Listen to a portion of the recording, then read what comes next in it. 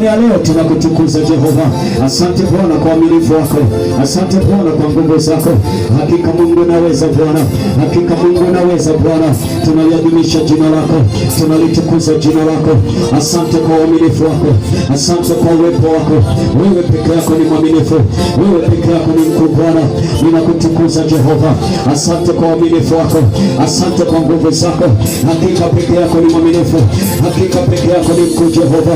Wewe peke yako ni mwaminifu Bwana. Jioni ya leo na siku ya leo tunakushukuru Bwana, tukisema peke yako ni mwaminifu.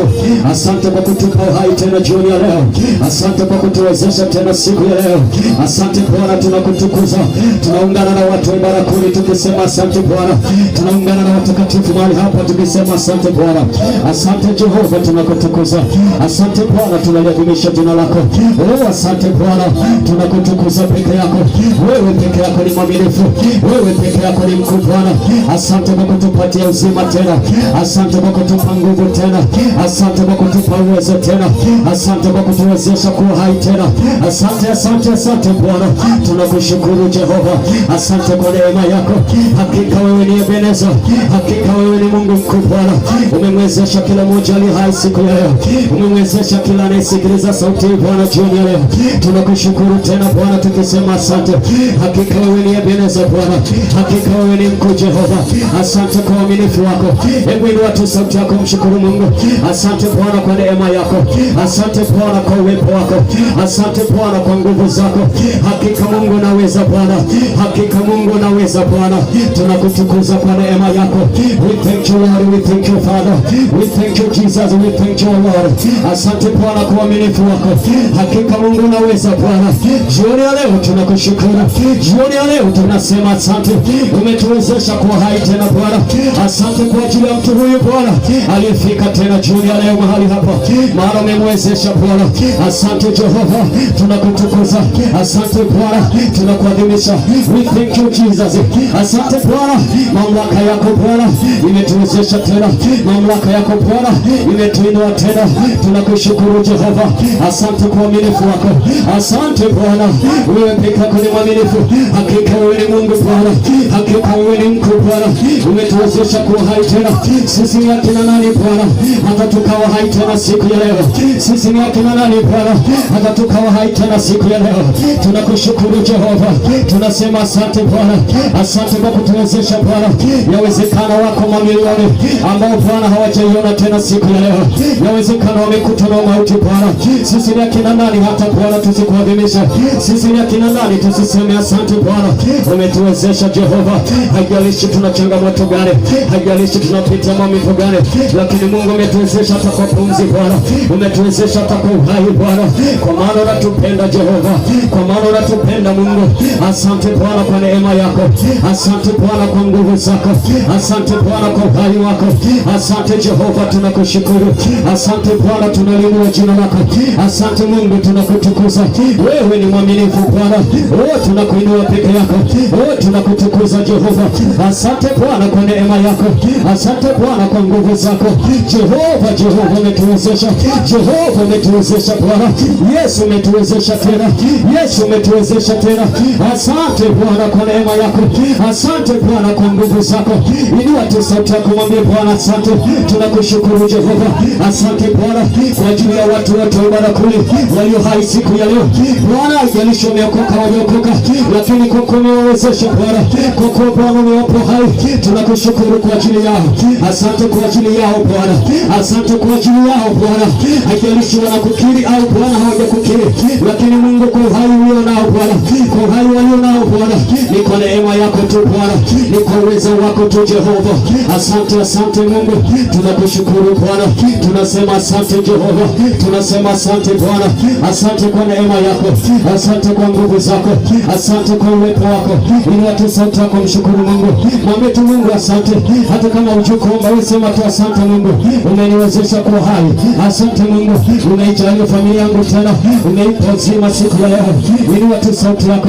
Ili watu sauti yako mwambie Mungu asante. Asante Bwana. Asante Bwana. Ninakutukuza kwa neema yako. Ninakutukuza Bwana kwa uwepo wako. Asante Jehova, ninakuadhimisha. Asante Bwana, ninakutukuza. Wewe peke yako ni mwaminifu Bwana. Wewe peke yako ni mkuu Jehova. Asante Bwana kwa neema yako, asante Bwana kwa uwepo wako. Hakika wewe peke yako ni mwaminifu, hakika peke yako ni mkuu Bwana. Ninakutukuza Jehova, ninaliadhimisha jina lako. Asante Bwana, asante Jehova, asante Bwana kwa neema yako, asante Bwana kwa uwepo wako. Hakika Mungu umetuwezesha Bwana, nasi tunakushukuru tena Bwana.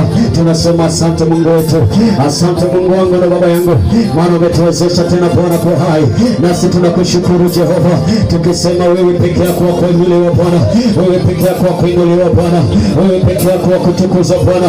Ni nani mwingine wa kuabudiwa Bwana chini ya jua ila ni wewe tu Bwana, wala si miungu mingine ila ni wewe tu Bwana uliye mkuu, wewe uliye mfalme wa ufalme, wewe uliye Mungu wa miungu, wewe Bwana uliye Mungu wa miungu, wewe uliye Bwana wa mabwana. Hakika Ebeneza umetukuka Bwana, tunakushukuru kwa neema yako. Asante kwa ajili ya kila mmoja ali hai siku ya leo. Asante kwa ajili ya huyu anayenisikiliza wakati huu, asante kwa ajili ya huyu anayeomba pamoja nami wakati huu. Asante Bwana kwa ajili ya kila mmoja ambaye umemwezesha tena kuwa hai tena siku ya leo. Ninakutukuza Jehova, asante Mungu wetu Bwana, umetuwezesha kuwa hai tena.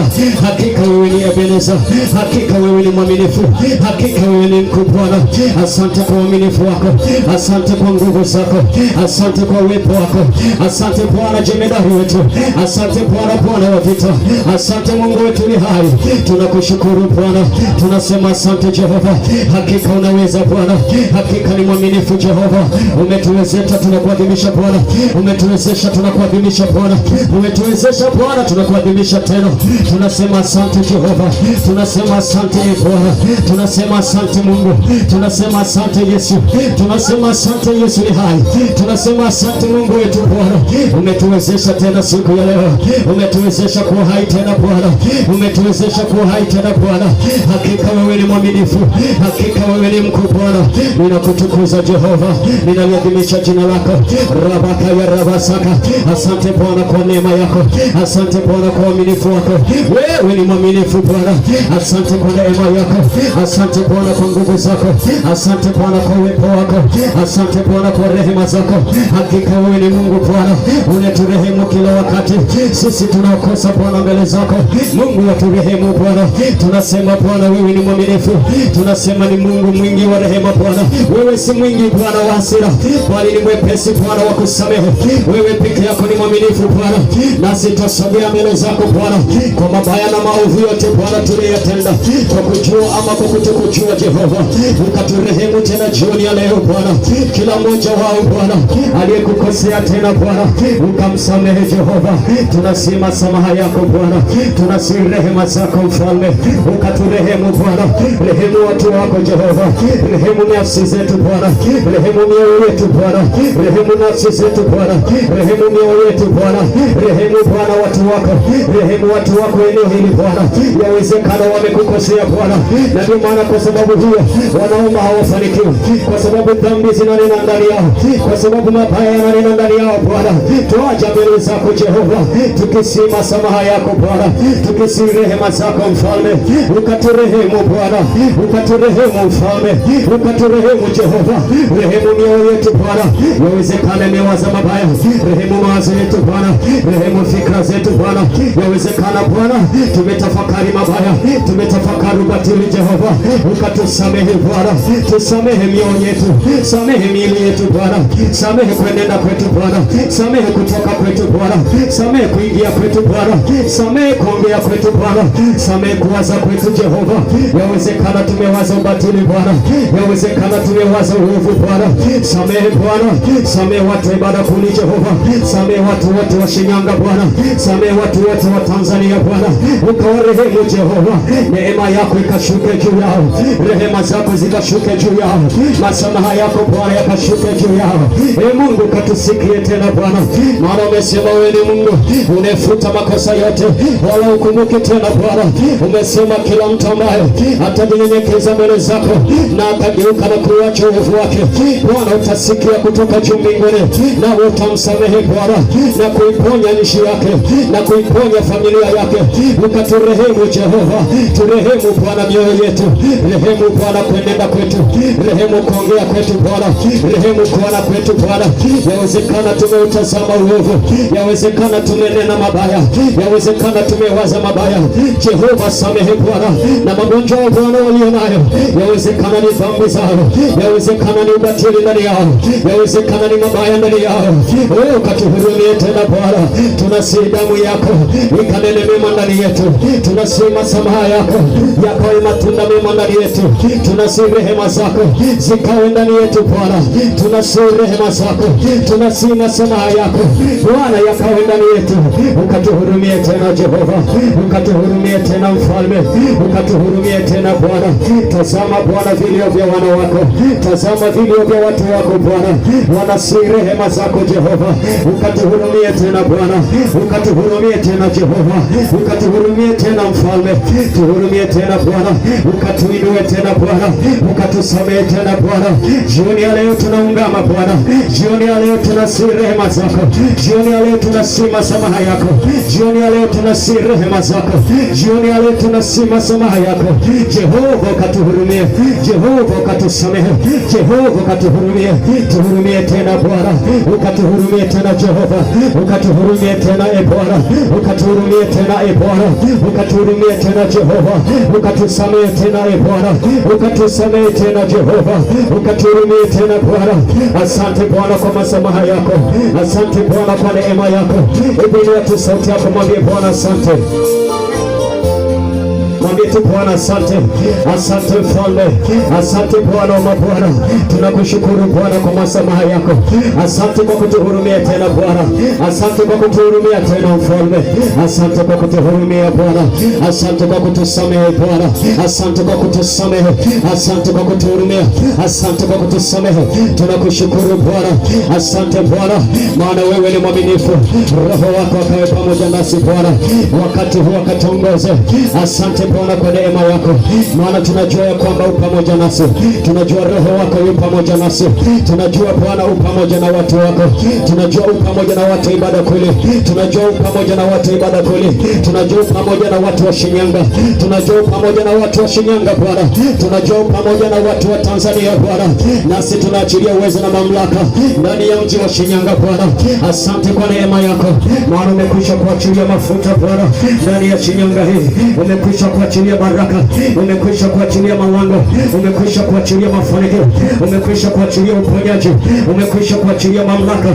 Asante Bwana kwa ajili ya mji wa Shinyanga, asante Bwana kwa ajili ya kijiji hiki cha Ibarakuli, asante kwa ajili ya watu wote wa Shinyanga Bwana, asante kwa ajili ya kabila zote Bwana, asante kwa ajili ya lugha zote Bwana, asante kwa ajili ya kila mmoja katika dini yake Bwana, asante kwa ajili ya kila mmoja katika imani yake Bwana. Nasi tunalihimidi jina lako, tunakutukuza peke yako, tunakuadhimisha peke yako, tunakutukuza Bwana.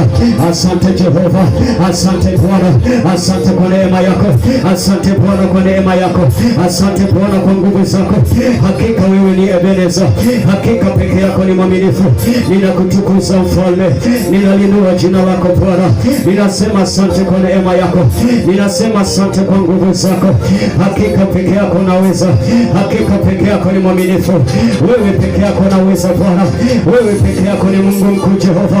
Ninalitukuza jina lako, ninaliadhimisha jina lako.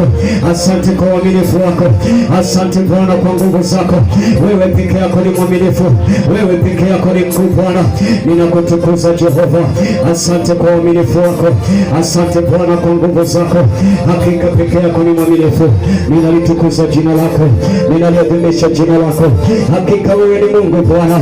Asante, asante, asante Jehova, asante kwa ajili ya kila moja Bwana, asante kwa ajili ya mtu huyu Bwana, asante kwa ajili ya kila moja Bwana, asante kwa ajili ya kila moja Bwana, asante kwa ajili aliye pamoja nasi Bwana katika maombi haya, asante kwa ajili ya Bwana kila moja aliye pamoja nasi katika maombi haya, asante Bwana kwa ajili ya kila moja aliye pamoja nasi katika maombi haya, asante kwa ajili ya kila moja Bwana anayetusikia na kututazama wakati huu. Asante Bwana kwa neema yako, asante Bwana kwa uwepo wako, asante Bwana kwa nguvu zako. Hakika wewe ni Ebeneza, hakika wewe ni mkuu Bwana. Rabakaya rabasaka rabasakata, asante kwa neema yako. Rebasiki rebokaya rabasaka, asante kwa neema yako Bwana, asante Bwana kwa uaminifu wako. Randa rabasaka rabakaya, asante Bwana kwa uaminifu wako. Rinda rabasaka rabakaya, asante kwa uaminifu wako. Hakika wewe ni mwaminifu Bwana, hakika wewe peke yako ni mkuu Bwana. Ulituwezesha tena kuwa na nguvu, ulituwezesha tena kuwa na mamlaka. Hakika wewe ni mwaminifu Bwana, hakika wewe peke yako ni mwaminifu Bwana. Asante kwa kuliweka anga kwa huru, asante kwa kuikomboa ardhi ya ibada kule, asante kwa kuwakomboa watu wote wa mji huu, asante kwa kuwakomboa watu wote waliofika mahali hapa. Asante kwa kuwa Bwana unayo mema kwa ajili yao, asante kwa kumeandaa mema kwa ajili yao, asante kwa kuwa Bwana umefungua malango kwa ajili yao. Asante Bwana kwa ajili ya watu hawa, asante kwa ajili ya nafsi yake, asante kwa ajili ya roho yake, asante kwa ajili ya mwili wake. Hakika ninakutukuza.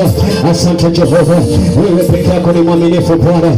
Asante, asante Bwana, ninakutukuza maana wewe ni mwaminifu. Asante Bwana Yesu, asante Bwana, asante Bwana. Haleluya, amina, haleluya, amen. Watu wa ibada kule mpo? Sijasikia sauti zenu. Haleluya, amina, haleluya, amen. Kisema haleluya, unasema amen.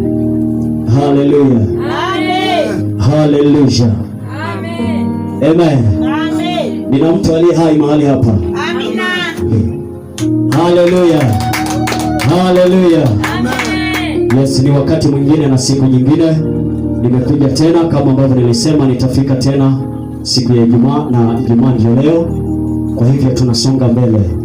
Haleluya, amen. Tunasonga mbele mpaka kieleweke. Unapokuja kanisani basi uwe na sehemu ya kuandika, itakusaidia.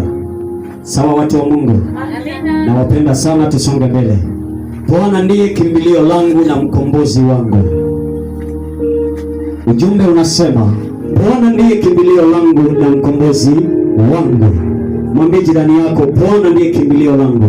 Bwana ndiye kimbilio langu. Mwambie jirani yako kwa kumwangalia, Bwana ndiye kimbilio langu. Bwana ndiye kimbilio langu. Bwana ndiye kimbilio langu. Bwana ndiye kimbilio langu. Bwana ndiye kimbilio langu. Bwana ndiye kimbilio langu. Bwana ndiye kimbilio langu. Bwana ndiye kimbilio langu. Bwana ndiye kimbilio langu. Mwangalie jirani. Bwana ndiye kimbilio langu na mkombozi wangu. Bwana ndiye kimbilio langu na mkombozi wangu. Huu ndio ujumbe wa siku ya leo. Ninataka nikufundishe mpendo juu ya ujumbe huu. Kwa nini nasema Bwana ndiye kimbilio langu na mkombozi wangu? Watu wengi wamekuwa na shida za muda mrefu kwa sababu hawajamfanya Mungu kuwa kimbilio lao, hawajamfanya Mungu kuwa mkombozi wao. Na ndio maana ifika wakati unaona kana kwamba kama Mungu akusikii, kwa sababu hujamfanya kuwa kimbilio lako na mkombozi wako. Kuna wakati unapaswa kujua, lazima jambo la kwanza kabla ya mahitaji yote kumpa Mungu, au kabla ya hatua yoyote, lazima upate kumfanya Bwana kuwa kimbilio lako. Watu wengi katika siku za nyuma tumewafanya sana waganga kuwa makimbilio, tumewafanya sana wanadamu kuwa makimbilio, ya kwamba nikienda kwa mganga fulani atanisaidia, nikienda kwa mama fulani atanisaidia, nikienda kwa kijana fulani atanisaidia, mama fulani, baba fulani, nikienda kwa binti fulani atanisaidia. Lakini ni kitu ambacho wakati huo huo tunamchanganya Mungu na miungu mingine. Haleluya, haleluya, haleluya, watu wa Mungu. Bwana ndiye kimbilio langu na mkombozi wangu. Lazima ifike wakati uweze kutambua kwamba lazima nimfanye Mungu kwa kimbilio, lazima nimfanye Mungu kwa tumaini langu. Kuna wakati unaweza ukaona kwamba kama haujibiwi, unaomba hakuna majibu, kumbe bado haujamfanya Mungu kwa kimbilio. Bado kuna vitu unavitegemea. Yawezekana unamtegemea mwanadamu fulani, unamtumainia mwanadamu fulani, umemfanya kuwa ngao yako, umemfanya kuwa kila kitu kwako. Kwa hivyo Mungu amekosa nafasi kwenye maisha yako, kwa sababu yule mume au mke au mtoto uliyemfanya kuwa kila kitu kwako ameziba nafasi ya Mungu. Unajua kuna wakati lazima uelewe kwamba kuna wakati ambako kuna sehemu Mungu atakiwa kukaa, sio mwanadamu. Haleluya. Kuna sehemu ambako Mungu atakiwa kukaa na sio mwanadamu. Tumewafanya wanadamu kuwa kila kitu. Ndio maana Mungu hataki kutuvusha, Mungu hataki kutukomboa, kwa sababu akitutazama amekosa nafasi ya kukaa, amekosa ile nafasi ya kukaa ndani yetu. Tumemfanya pengine, yawezekana mtu yuko kwenye ndoa, amemfanya mke au mume ndiye kila kitu. Maanake ni kwamba umemjaza moyoni, Mungu amekosa nafasi ya kukaa ndani yako. Na ndio maana kuna wakati ambao ili Mungu afanye jambo la kwanza, anatakiwa kwanza akae ndani yako. Kwanza umkaribishe Mungu, umwambie Mungu, asante, karibu ndani yangu, maana ulikufa msalabani ukaniokoa, ukamwaga damu yako ili nikombolewe. Mkaribishe Mungu ndani yako, mwambie Mungu, wewe ndiye wa kwanza, alafu atafuata mume au mke, watafuata wazazi, watafuata ndugu, watafuata watu fulani, lakini tumtangulize Mungu, tumfanye Mungu kwa tumaini. Jambo la kwanza, ukipata shida, kimbilia kwa Mungu, sio pengine, kimbilia kwa Bwana. Unapoiona shida, kimbilia kwa Mungu. Unapoiona shida, kimbilia kanisani hapa, mwambie Mungu, nimekuja kwenye madhabahu yako, ninahitaji Bwana unisikilize. Nimewafanya wengine Bwana sio kama wewe. Wewe ni zaidi ya wote, wewe ni zaidi ya vyote Bwana. Nimekuja kwako, nimekufanya kwa kimbilio. Niponye Bwana, niokoe Bwana. Lakini huwa tunakosea, tunapopata shida, jambo la kwanza tunakimbilia mahala pengine, hatuanze na Mungu. Mungu tunakuja kumalizia naye baada ya kuwa tumekabwa koo, yametuzidi sasa, tumezurura tumeenda kwa fulani, tumerudi huku, imeshindikana mkooi, ndio tunarudi kwa Mungu sasa. Mungu uko wapi? Wewe ndio unaweza. Mbona hukuanza naye? Umeanza na hao. Lazima uanze na Bwana. Anza na Mungu. Unapoona familia yako ieleweke, mlilie Bwana, mwambie Bwana, haya machozi nayatoa mbele zako Bwana, ukayasikia. Naweza nikamlilia mwanadamu lakini asiniponye, naweza nikamfuata mganga lakini asinisaidie, naweza nikamwendea fulani lakini asiweze kunisaidia. Wewe Mungu ndiye unijua vyema, uliniumba Bwana kwa uwezo wako, unijua vyema Bwana, miaka ya kuishi kwangu waijua, miaka ya kuwepo kwangu waijua. Bwana niponye na msiba huu, Bwana nikomboe na ugonjwa huu, uniondoe katikati ya shida hizi. Mungu ananyosha mkono, anakuponya. Haleluya.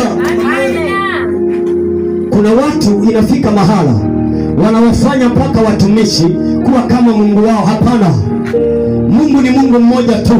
Sisi sote ni wanadamu. Lazima ifike wakati, mimi wanaongea kabisa, mimi wanaongea. Kuna wakati watu wananiuliza kwamba mtumishi, una upako mkubwa sana, na ni kweli, hilo liko wazi. Una upako mkubwa sana, ninaje kuchukua nikamwambia hapana, huo ni upako tu ambao nimepewa, lakini wa kuinuliwa ni Mungu aliye hai, wa kutukuzwa ni Mungu aliye hai. Huyo ndiye Mungu wa kuinuliwa, huyo ndiye Mungu wa kuheshimiwa.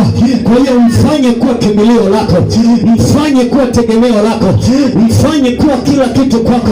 Unapoona mambo yaendi sawa, mwambie Bwana, ninakuita wewe, maana umesema kila atakayeliita jina lako ataokolewa. Nimekuita Yesu, nimekuita Bwana, nimekuita Jehova, nimekuita Adonai, nimekuita Ebeneza, nimekuita Jehova Shalom, nimekuita Bwana. Sikiliza kilio changu, familia yangu iko sawa Bwana. Achilia mkono wako ukaiguse Bwana, achilia neema yako ikaiguse familia yangu, achilia uwezo wako ukaiguse familia yangu. Nami nasema lazima ibada kuli Mungu anyoshe mkono akaiponye, lazima Mungu akaiponye, lazima Mungu akaiponye, lazima Mungu akainue tena mkono wake akaiponye ardhi ya ibada kule, anga la ibada kule, na watu wa ibada kule lazima wakavuke kwa jina la Yesu. Hebu kila mtu aseme amen. Sema amen. Sema tena amen. Lazima umfanye Bwana kwa kimbilio, mfanye Bwana kwa kila kitu.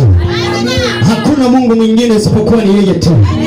Hata kama nikiwa na upako vipi, hata kama nikiwa na nguvu vipi, hata kama ukasikia nabii Baraka anafufua, ndio, lakini siwezi nikalingana na Mungu. Yeye atabaki kuwa Mungu, mimi nitakuwa mwanadamu tu. Yeye atabaki kuwa Mungu, mimi nitabaki kuwa mjakazi wake, mimi nitabaki kuwa mtumishi wake tu. Yeye atabaki kuwa Ebeneza. Ninataka siku moja, na hiyo siku ianzie wakati huu, watu wa ibada kule wakisikia wakisikia kilio fulani waseme Yesu tunamwita hapa. Msimnalialia tu bila kumwita Yesu. Usihuzunike ndani yako.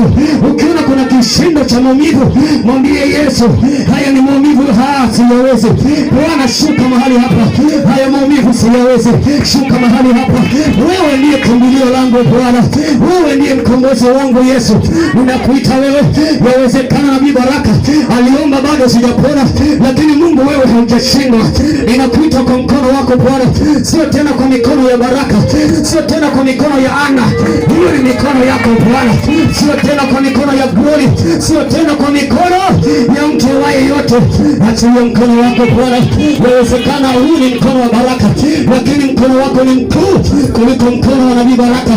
Ushushe ndani yangu. Hilo ndilo kimbilio kwa Yesu. Haleluya. Hebu sema amen. Sema amen. Fungua kitabu cha Kumbukumbu la Torati, ile sura ya 4. Kumbukumbu la Torati. Kumbukumbu la Torati sura ya 4. Nataka nikuonyeshe kitu hapo. Kumbukumbu la Torati sura ile ya 4, mstari wa 35 hadi mstari ule wa 40. 35 hadi 40. Mstari wa 35 hadi mstari ule wa 40. Haleluya. Amen. Haleluya. Amen. Maandiko nasema kwamba wewe umeonyeshwa haya ili upate kujua ya kuwa Bwana ndiye Mungu. Haleluya. Amen. Bwana ndiye Mungu. Uliyefika hapo tu tunasoma kwa pamoja. Kumbukumbu la Torati sura ya 4, mstari ule wa 35 hadi mstari wa 40. Huwa napenda watu ambao hawana aibu kwa Bwana. Haleluya. Amen. Wewe umeonyeshwa haya ili upate kujua ya kuwa Bwana ndiye Mungu. Hapana mwingine ila yeye. Hapana mwingine ila yeye. Huyo ndiye kimbilio letu. Huyo ndiye mwamba wetu. Huyo ndiye mkombozi wetu. Mstari wa 36 maandiko yanasema, kutoka mbinguni amekusikizisha sauti yake ili akufundishe. Hebu kila mtu aseme ili akufundishe. Ili akufundishe. Ili akufundishe. Ili akufundishe. Na juu ya nchi. Haleluya. Amen. Alikuonyesha moto wake mkuu, ukasikia maneno yake toka kati ya moto. Tunapata hiyo historia kutoka kwa Musa alipotokewa na Mungu. Haleluya. Amen. Na kwa sababu aliwapenda baba zenu, kwa sababu hiyo aliwachagua wazao wao baada yao, akakutoa katika nchi, akakutoa katika Misri kwa kuwako pamoja nawe kwa uweza wake mwingi. Mstari wa 38, ili kufukuza mbele yako mataifa walio wakubwa wenye nguvu kukupita wewe, ili kukuingiza na kukupa nchi yao iwe urithi kama ilivyo leo. Mstari wa 39, kwa hiyo ujue leo hivi ukaweke moyoni mwako ya kuwa Bwana ndiye Mungu katika mbingu juu na katika nchi chini, hapana mwingine. Yeye ndiye kimbilio letu. Haleluya. Basi zishike sheria zake na amri zake ninazokuamuru leo, upate kufanikiwa wewe na watoto wako baada yako, siku zote ziwe nyingi katika nchi ile akupayo Bwana Mungu wako milele. Haleluya. Na kuonyesha ya kwamba Biblia inasema hakuna Mungu mwingine ila yeye tu. Amen. Lazima tumfanye yeye kuwa nani? Kimbilio. Mwambie jirani yako, Mungu ndiye kimbilio lako. Mungu ndiye kimbilio lako. Mungu ndiye kimbilio lako. Mungu ndiye kimbilio lako. Mwangalie kwanza kabla hujaongea naye. Mwambie Mungu ndiye kimbilio lako. Mungu ndiye kimbilio lako. Mungu ndiye kimbilio lako. Mungu ndiye kimbilio lako. Na mkombozi wako. Mkombozi wako. Mtumaini yeye. Mtegemee yeye. Naye atakuvusha. Kumbukumbu la Torati ile sura ya 32. Sura ile ya 32. Leo nimekuja kukufahamisha kwamba Mungu peke yake ndiye anatakiwa kuwa kimbilio lako. Anatakiwa kuwa mkombozi wako. Nenda sura ya 32. Sura ya 32 na mstari ule wa 39. Kumbukumbu la Torati. Maandiko nasema, fahamu sasa ya kuwa mimi ndiye, wala hapana Mungu mwingine ila mimi. Haleluya. Ila mimi. Nitarudia tena kwa wewe ambaye haujafika hapo. Kumbukumbu la Torati ile sura ya 32. Kumbukumbu la Torati sura ya 32. Nitarudia tena hapo mstari wa 39. Maandiko yanasema, fahamu sasa ya kuwa mimi ndiye, wala hapana mwingine, hapana Mungu mwingine ila mimi. Naua mimi, na huisha mimi, nimejeruhi tena naponya, wala hapana awezaye kuokoa katika mkono wangu. Haleluya, haleluya. Lazima tumtegemee Mungu. Yeye anasema hakuna mwingine ila mimi tu. Yeye ndiye kimbilio la pekee. Na ndio maana kuna wakati ulikuwa hauna amani, lakini sasa umeanza kuiona amani. Ni kwa sababu tu ulivyomtumaini Mungu na kumfanya kuwa kimbilio lako na kumfanya kuwa mkombozi wako. Lazima ifike wakati uweze kuachilia imani yako na kuielekeza kwa Mungu, sio kuwatumaini wanadamu, hawatakusaidia lolote. Haleluya, amen. Ningekuwa najua Kisukuma ningehubiri Kisukuma ndio nielewe vizuri. Haleluya, haleluya. Lakini dujage tutaelewana tu. Tusome kile kitabu cha Samueli wa pili. Kitabu cha Samueli wa pili ile sura ya 7. Samueli wa pili sura ya 7 mstari wa 20. Samueli wa pili sura ile ya 7 mstari wa 20 hadi mstari ule wa 22. Nataka nikuonyeshe hapo kitu gani maandiko yanasema, alafu baadaye nitakupeleka katika maandiko ambayo yatatuonyesha kwamba ni akina nani ambao walimfanya Mungu kuwa kimbilio lao na kuwa mkombozi wao, na baada ya hapo wakaponywa. Kuna wengine walikuwa na magonjwa, wakawa katika shida ya magonjwa miaka 38. Mtu anaumwa tu, mwingine amepoza miaka 8, mwingine akawa mgonjwa muda wa miaka 12, anaumwa tu, lakini bado walimfanya Mungu kuwa kimbilio. Haijalishi umepatwa na shida, una miaka mingapi sasa, haijalishi unahangaika na kutabika miaka mingapi sasa, bado Mungu atabaki kuwa Mungu. Lazima umfanye kuwa kimbilio lako. Mkimbilie Bwana, atafuta historia ya magonjwa yako, atafuta historia ya maumivu yako, atafuta historia ya mateso uliyo nayo, maana yeye ndiye mkombozi wa kweli, yeye ndiye Ebeneza wa kweli. Haleluya, haleluya, haleluya. Twende tuangalie kitabu cha Samueli wa pili ile sura ya 7 na mstari ule wa 20 hadi wa 22. Nataka nisome hapo nikuonyeshe jambo la msingi sana kwa habari ya kwamba Mungu yeye pekee, hapana mwingine, wala hakuna Mungu mwingine zaidi yake. Haleluya. Maandiko yanasema, na mimi Daudi nikuambie nini tena zaidi? Huyo ni Daudi. Haleluya. Amen. Huyo ni Daudi anasema, na mimi Daudi nikuambie nini tena zaidi? Wapo wewe umemjua mtumwa wako, Bwana Mungu, kwa ajili ya neno lako na kwa moyo wako mwenyewe umetenda makuu hayo yote, ili umjulishe mtumwa wako. Mstari wa 22 maandiko yanasema, kwa hiyo wewe ndiwe mkuu, Bwana Mungu, kwa maana hakuna kama wewe, wala hapana Mungu mwingine ila wewe, kwa kadiri tulivyosikia kwa masikio yetu. Haleluya. Hebu mshangilie tu Bwana kwa ajili ya neno hilo. Hebu tazama jinsi maandiko yanavyosema. Huyo ni Daudi. Daudi anatuonyesha wazi ya kwamba alikuwa akimtumaini Mungu, akamfanya Mungu kuwa kila kitu, akamfanya Mungu kuwa nani? Kuwa kila kitu. Wewe umemfanya nani kuwa kila kitu? Muulize jirani yako, umemfanya nani kuwa kila kitu? Umemfanya nani kuwa kila kitu? Je, ni ndugu yako? Muulize, ni shangazi yako? Ni baba yako? Ni mama yako? Au ni mtoto wako? Umemfanya nani kuwa kila kitu? Mwambie kuanzia leo, mfanye Mungu kuwa kila kitu kwako. Yeye ndiye mponyaji wa kweli, yeye hadanganyi, yeye anaokoa, yeye ni mkombozi. Anza leo kumfanya Mungu kuwa kimbilio lako, naye atakuponya, atakusaidia. Yeye ni msaada wa kweli, yeye ni msaada wa kweli. Haleluya, haleluya, haleluya. Hakuna Mungu mwingine zaidi yake, hakuna Mungu mwingine zaidi yake. Unajua tunashindwa kufanikiwa kwa sababu ya vile tunavyovitegemea vitu vingine. Yawezekana tunaabudu, lakini bado tunapotoka makanisani wengine wanaenda kwa waganga. Wapo watu wa hivyo, wapo, si ndio? Wapo kanatoka kanisani, alafu kakitoka nasema siendi nyumbani kwanza, napita kule Sangoma, alafu nikienda pale nataka niende pale nipige manyanga kwanza, alafu ndio nikitoka niende nyumbani. Kanafika tena kule, kanafika wale mganga, umetoka kanisani.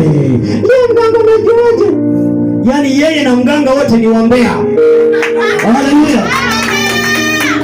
Yeye na mganga wote nani? Wambea. Tumbea kweli. Ni mganga umejuaje? Akatoi sadaka kanisani, kaenda kutoa kwa mganga. Kanafika pale hapo mganga ya maji. Utamwona mno. Haleluya. Amen. Sijui nimepatia, lakini hivyo hivyo kidogo kidogo. Haleluya. Atanunua na chumvi. Watu wanatoka kanisani lakini bado wanapita kwa waganga. Maana ni kwamba hawajamfanya Mungu kuwa kimbilio. Sikiliza nikwambie, ukiamini ndani ya moyo wako moja kwa moja, sio mwisho leo utakuja tena.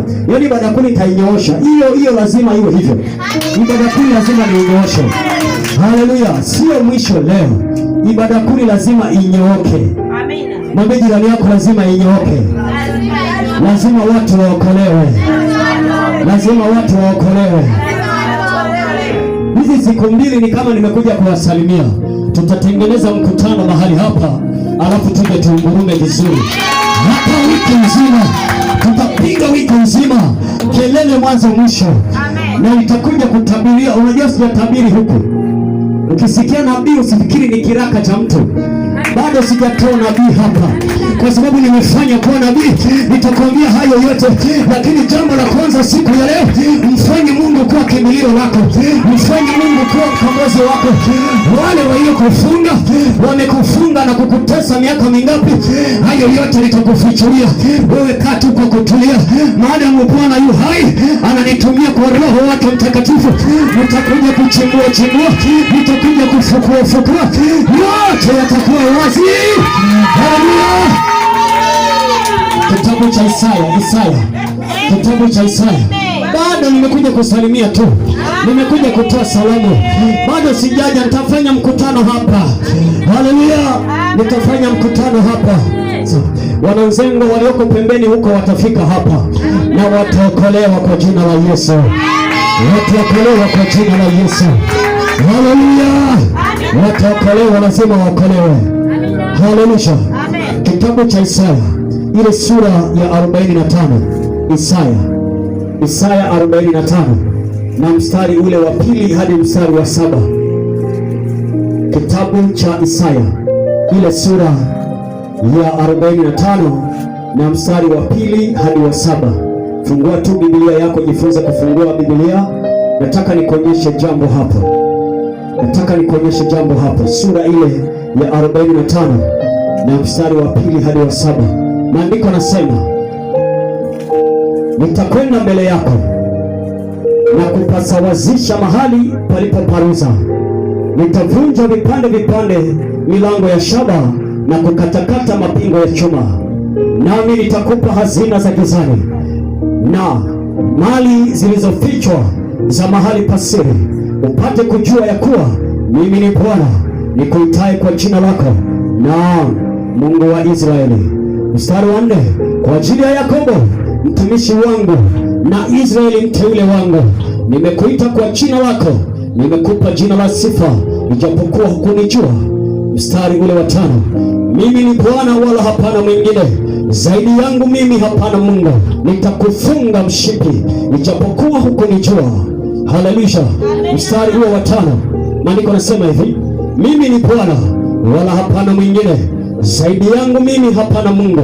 Nitakufunga mshipi, ijapokuwa hukunijua.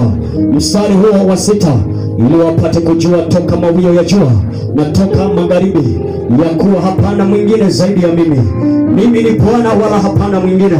Mstari wa 7, mimi naiumba nuru na kuhuluku giza, mimi nafanya suluhu na kuhuluku ubaya. Mimi ni Bwana niyatendaye hayo yote, hakuna mwingine, ni yeye tu. Amina. Haleluya. Amen. Na kuonyesha ya kwamba Bwana ndiye kimbilio pekee. Rudi sura ya hapo nyuma, sura ya 44, sura ya 44. Nataka nikuonyeshe kitu hapo, mstari wa 8. Sura ya 44 mstari wa 8. Nataka nikufundishe kitu. Baada ya hapo nitakupeleka kukufundisha jinsi gani Mungu anavyoweza kuokoa, jinsi gani Mungu anavyoweza kuponya, na jinsi gani Mungu anavyoweza kumponya mtu anayemfanya kuwa kimbilio, anamfanya kuwa mkombozi wake. Unajua, acha tu nikuweke wazi, waganga hawawezi kufanya chochote kwako, watakupotezea muda tu, na kama ulishakwenda umeshajionea mwenyewe. Amina. Hapa naamini hakuna aliye mgeni kwenye hilo. Amina. Mimi mwenyewe nilishawazuhuria kipindi hicho, sijaokoka. Haleluya. Lakini hawakunisaidia, walizidi kunifanya niwe mfupi tu. Nilipoondoka kodo nikarefuka, sasa nikawa giant kama Hamisi hapo. Haleluya. Haleluya. Kwa hiyo walinifanya tu kwa mfupi, hawana lolote wale. Cha msingi ni kwamba atakupotezea muda tu, na wanavyopenda kukwambia leta ndama ambaye bado hajazaa, leta Nzagamba mmoja ambaye ana ili kidiongo kubwa, leta yule aliyejaza shingo, leta kuku ambaye kakomaza hili limesimama jogoo. Wanakutesa. Kwani mimi toka nimekuja hapa nimekuagiza hayo? Mimi nakuletea tu habari ya Yesu peke yake. Ukipokea unafunguliwa, ukifunguliwa unamwambia Bwana, wewe ndiye kimbilio langu, wewe ndiye mkombozi wangu. Waganga wanakuchosha, au kuku kanao fuga, ni heri ukachinja ukanywa supu, achana na mganga. Amina. Unakula matembele unapelekea mganga mwenyewe mchafu, hata hajui kuoga, ananuka kweli. Akoni uongo. Haleluya. Unanuka chale tu, yaani ukimsogelea hivi utapiga chape pesi corona. Haleluya. Amen. Kumbe mtu na uganga wake. Isaya 44 mstari wa 8. Mimi wanasema huwa siachi. Maandiko nasema msiogope wala msifanye hofu. Mwambie jirani yako usiogope. Usiogope wala usifanye hofu. Maana Mungu ni kimbilio lako, ni kimbilio lako. Maandiko yanasema kwamba msiogope wala msifanye hofu. Je, sikukuhubiri haya zamani na kuyaonyesha? Na ninyi ni mashahidi wangu. Je, niko Mungu zaidi yangu mimi? Hakika hapana mwamba, mimi si mwingine. Hayupo, ni Mungu mmoja tu. Amina. Ndiye aliyekimbilia, yeye ndiye aliyekimbilia, wala hakuna Mungu mwingine. Peke yake ndiye kimbilio.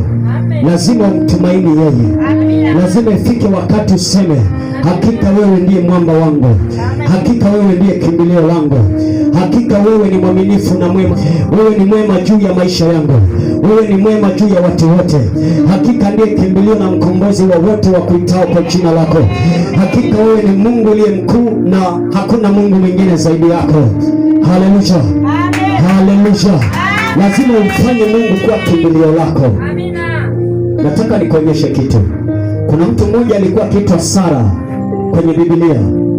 Huyu alikuwa ni mke wa Ibrahimu. Nafikiri wengi mnafahamu. Amina. Mama huyu hakuwa na mtoto. Kuanzia ubinti wake mpaka anazeeka, kanakuwa kabibi, hakajazaa. Na mume wake sasa ni kababu, hawana mtoto. Huyu ni Sara.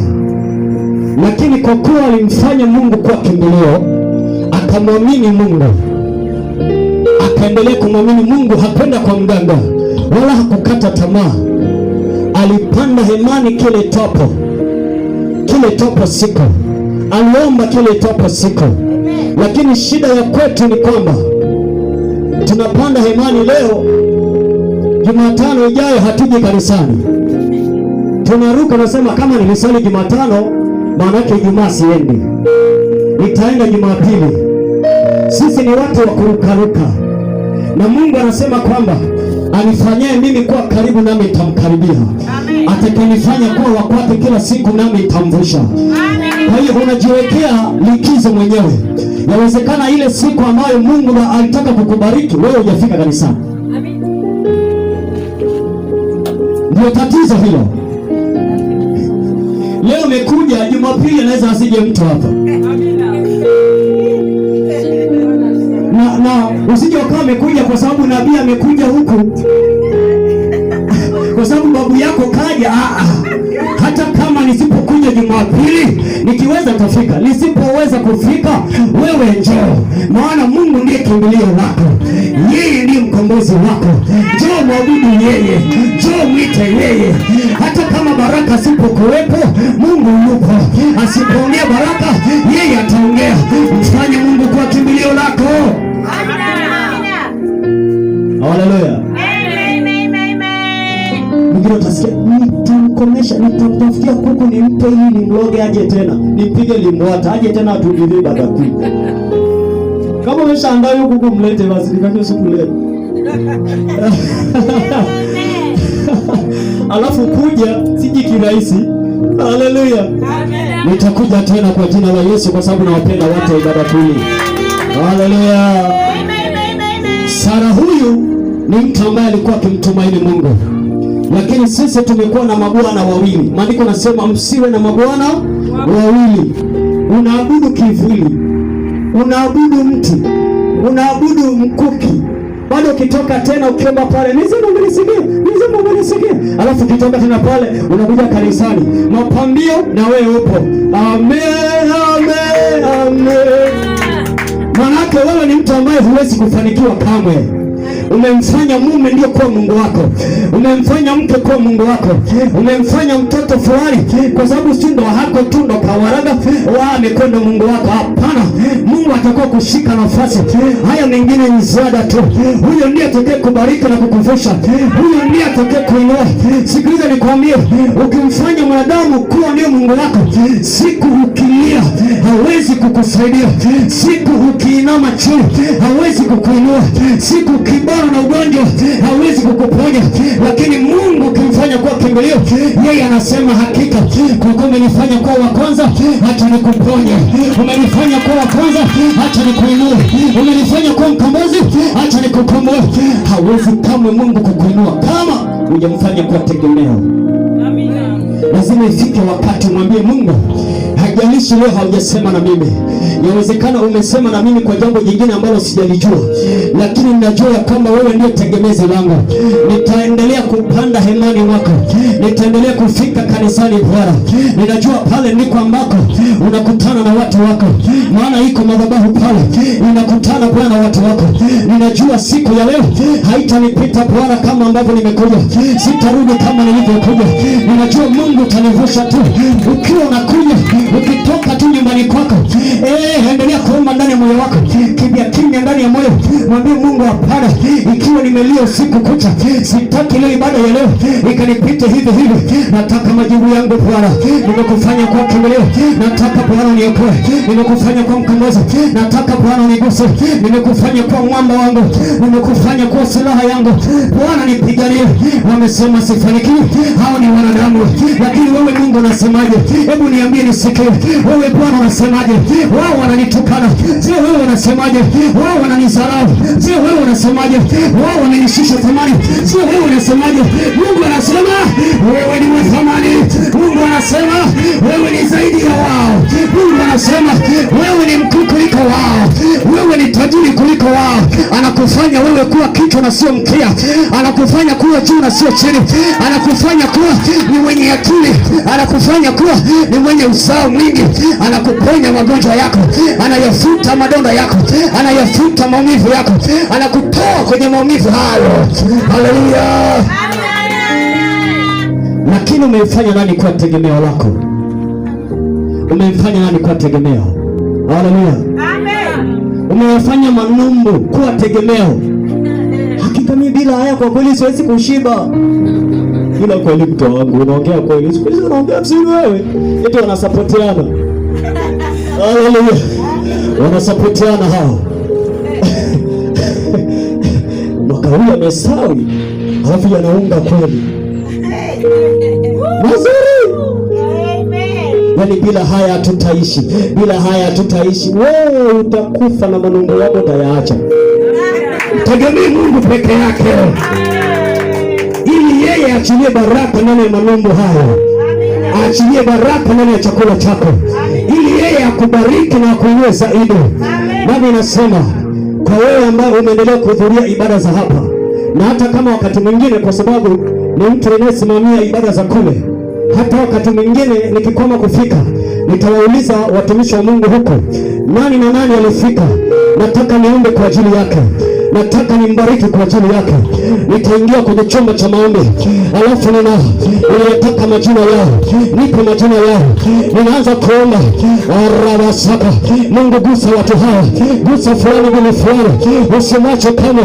Unajua Bwana na maombi haya, unajua Bwana ana kilio hiki. Mungu nyosha mkono juu yake. Ikiwa Bwana unanisikiliza mimi mtumishi wako, Bwana nisikilize kwa ajili ya huyu, Bwana nisikilize kwa ajili ya maisha ya huyu. Gusa familia yake, gusa ndoa yake, gusa masomo yake, gusa biashara yake, gusa mume, gusa mke, gusa watoto wake, gusa mikono yake, gusa tumbo lake. Bwana ukamwonekanie, Bwana ukamwonekanie. Ninaunguruma pale, ninapomaliza kunguruma na kamata adui wanakufuatilia katika jina la Yesu. Ninawakamata, ninawakusanya, na muru malaika Mikaeli anawashika maadui wote wanakufuatilia. Ninahama katika ulimwengu wa mwili, ninaingia katika ulimwengu wa roho, ninazama ibadakoni, na wakamata wote, na wafyeka kwa jina la Yesu. Na wafyeka, na wafyeka. Wakati huo ninaomba ndani ya chumba cha maombi. Haleluya, haleluya, haleluya. Watanyooka tu, watanyooka tu. Ukinikuta nimechachamaa kwenye maombi, haleluya, ardhi wewe inatetemeka, nikaanza kuomba. Haleluya. Unatakiwa uwe muombaji mzuri sana. Jifunze kuomba.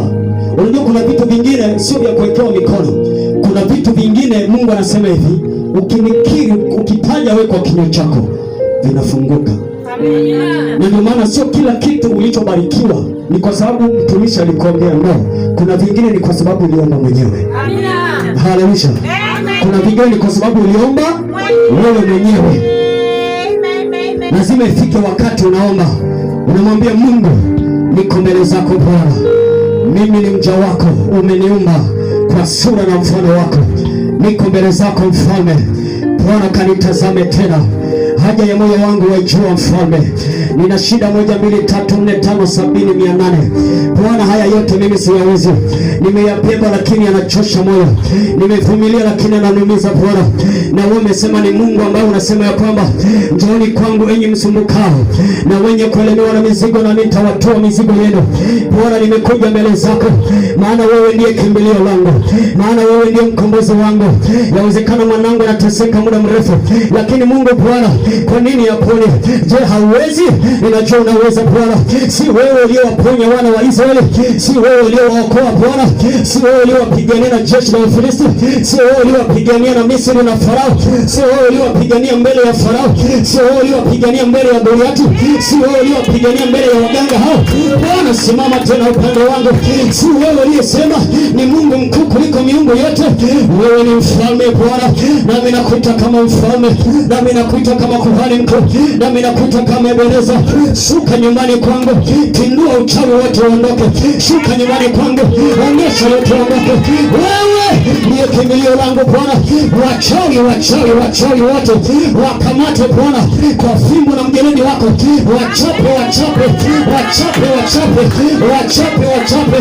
Wachape waibike wao. Wamesema niachike ndani ya ndoa yangu, sitaachika tena wala saitatokea kwa jina la Yesu. Wamesema kwamba niwe ni mtu wa kutengwa, sitatengwa kamwe. Wamesema nisifaulu masomo, nitafaulu. Wamesema nisizae, nitazaa wengi kamwe. Wao ndio watakaonibebea watoto wangu. Wachape. Haleluya. Lazima mfanye Mungu kwa kimbilio.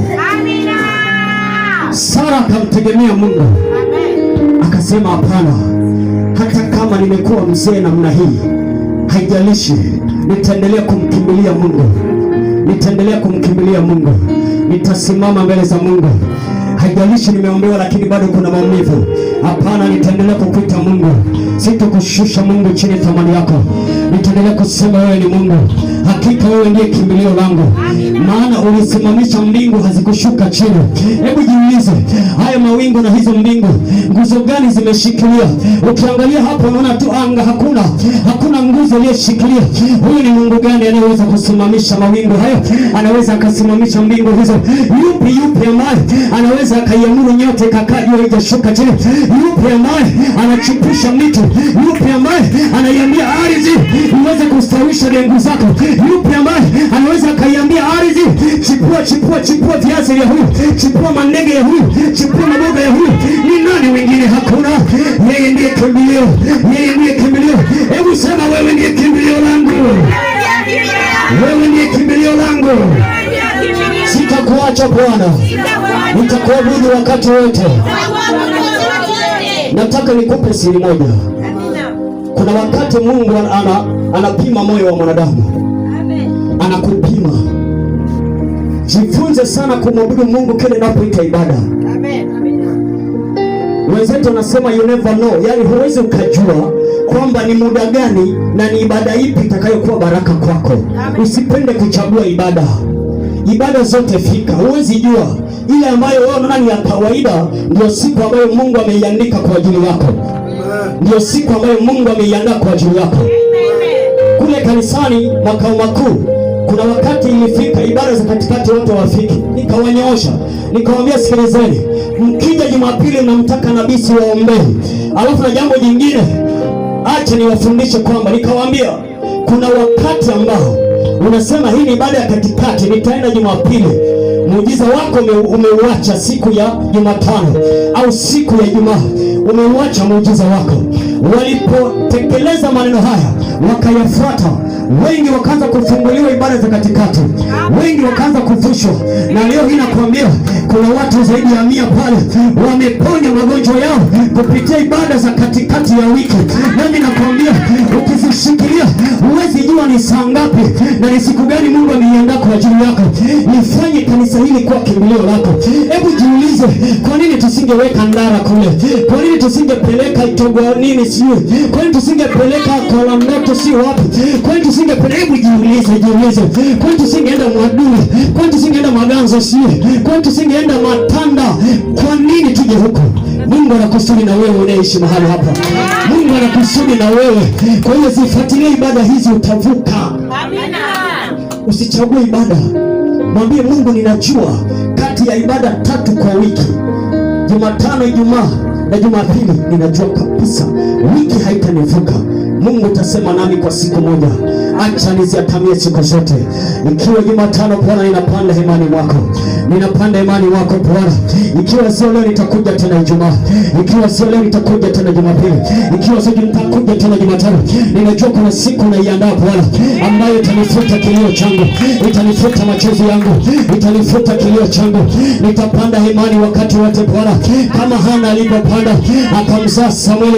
Alipanda kile napoita ibada, alipanda kwenda hemani. Haijalishi aliporudi mke mwenzake Penina akamwambia, mwanamke kuzaa Bwana, utabaki hivyo hivyo. Alikuwa anaumia sana yule mwanamke Hana, lakini hakujali yale maneno.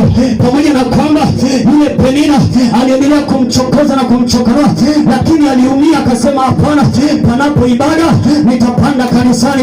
Acha niseme tu, ayaya, alikuja nabii Samueli, nikasimama, nikaijenga nyumba ya Bwana, nikatabiri, ayaya, na kupitia yeye watu wakaponywa. Lakini kutoka ndani ya kizazi cha Penina hakutoka mtumishi hata mmoja. Aliyekuwa tasa amemzaa jemedari, aliyekuwa amefungwa amemzaa Samueli. Nami nakwambia usiogope, usijali, Samueli wako anakuja. Usijali, Daudi wako anakuja. Usiogope, usiogope. Anakuja kuhani wa Bwana, anakuja nabii wa Bwana, anakuja mchungaji wa Bwana, anakuja mwalimu wa Bwana, anakuja mtume wa Bwana, anakuja mwinjilisti wa Bwana. Atakayesimama ndani ya ukoo wako anakuambia, mama, acha kaa kimya nikushughulikie hao watu wanakusumbua. Anaingia kwenye chumba cha maombi, anaanza kuomba, anasema rabakaya, wachawi wote wanafuatilia mama yangu, wanafuatilia baba yangu na wakamata kwenye wetu, na kwa sababu hiyo nimezaliwa kuwa jembe la Bwana, nimezaliwa kuwa fiekeo la Bwana, wacha niwafieke. Maandiko yanasema kwamba tazama, nimekufanya kuwa rungu langu, na kwa wewe nitawaponda mataifa, na kwa wewe nitawavunja farasi na wapanda farasi, na wachawi wote na waganga wote nitawavunja, nitawafinyanga, kwa wewe nitawaponda. Haleluya, amen. Mwambie jirani yako, umeshindwa kwa jina la Yesu.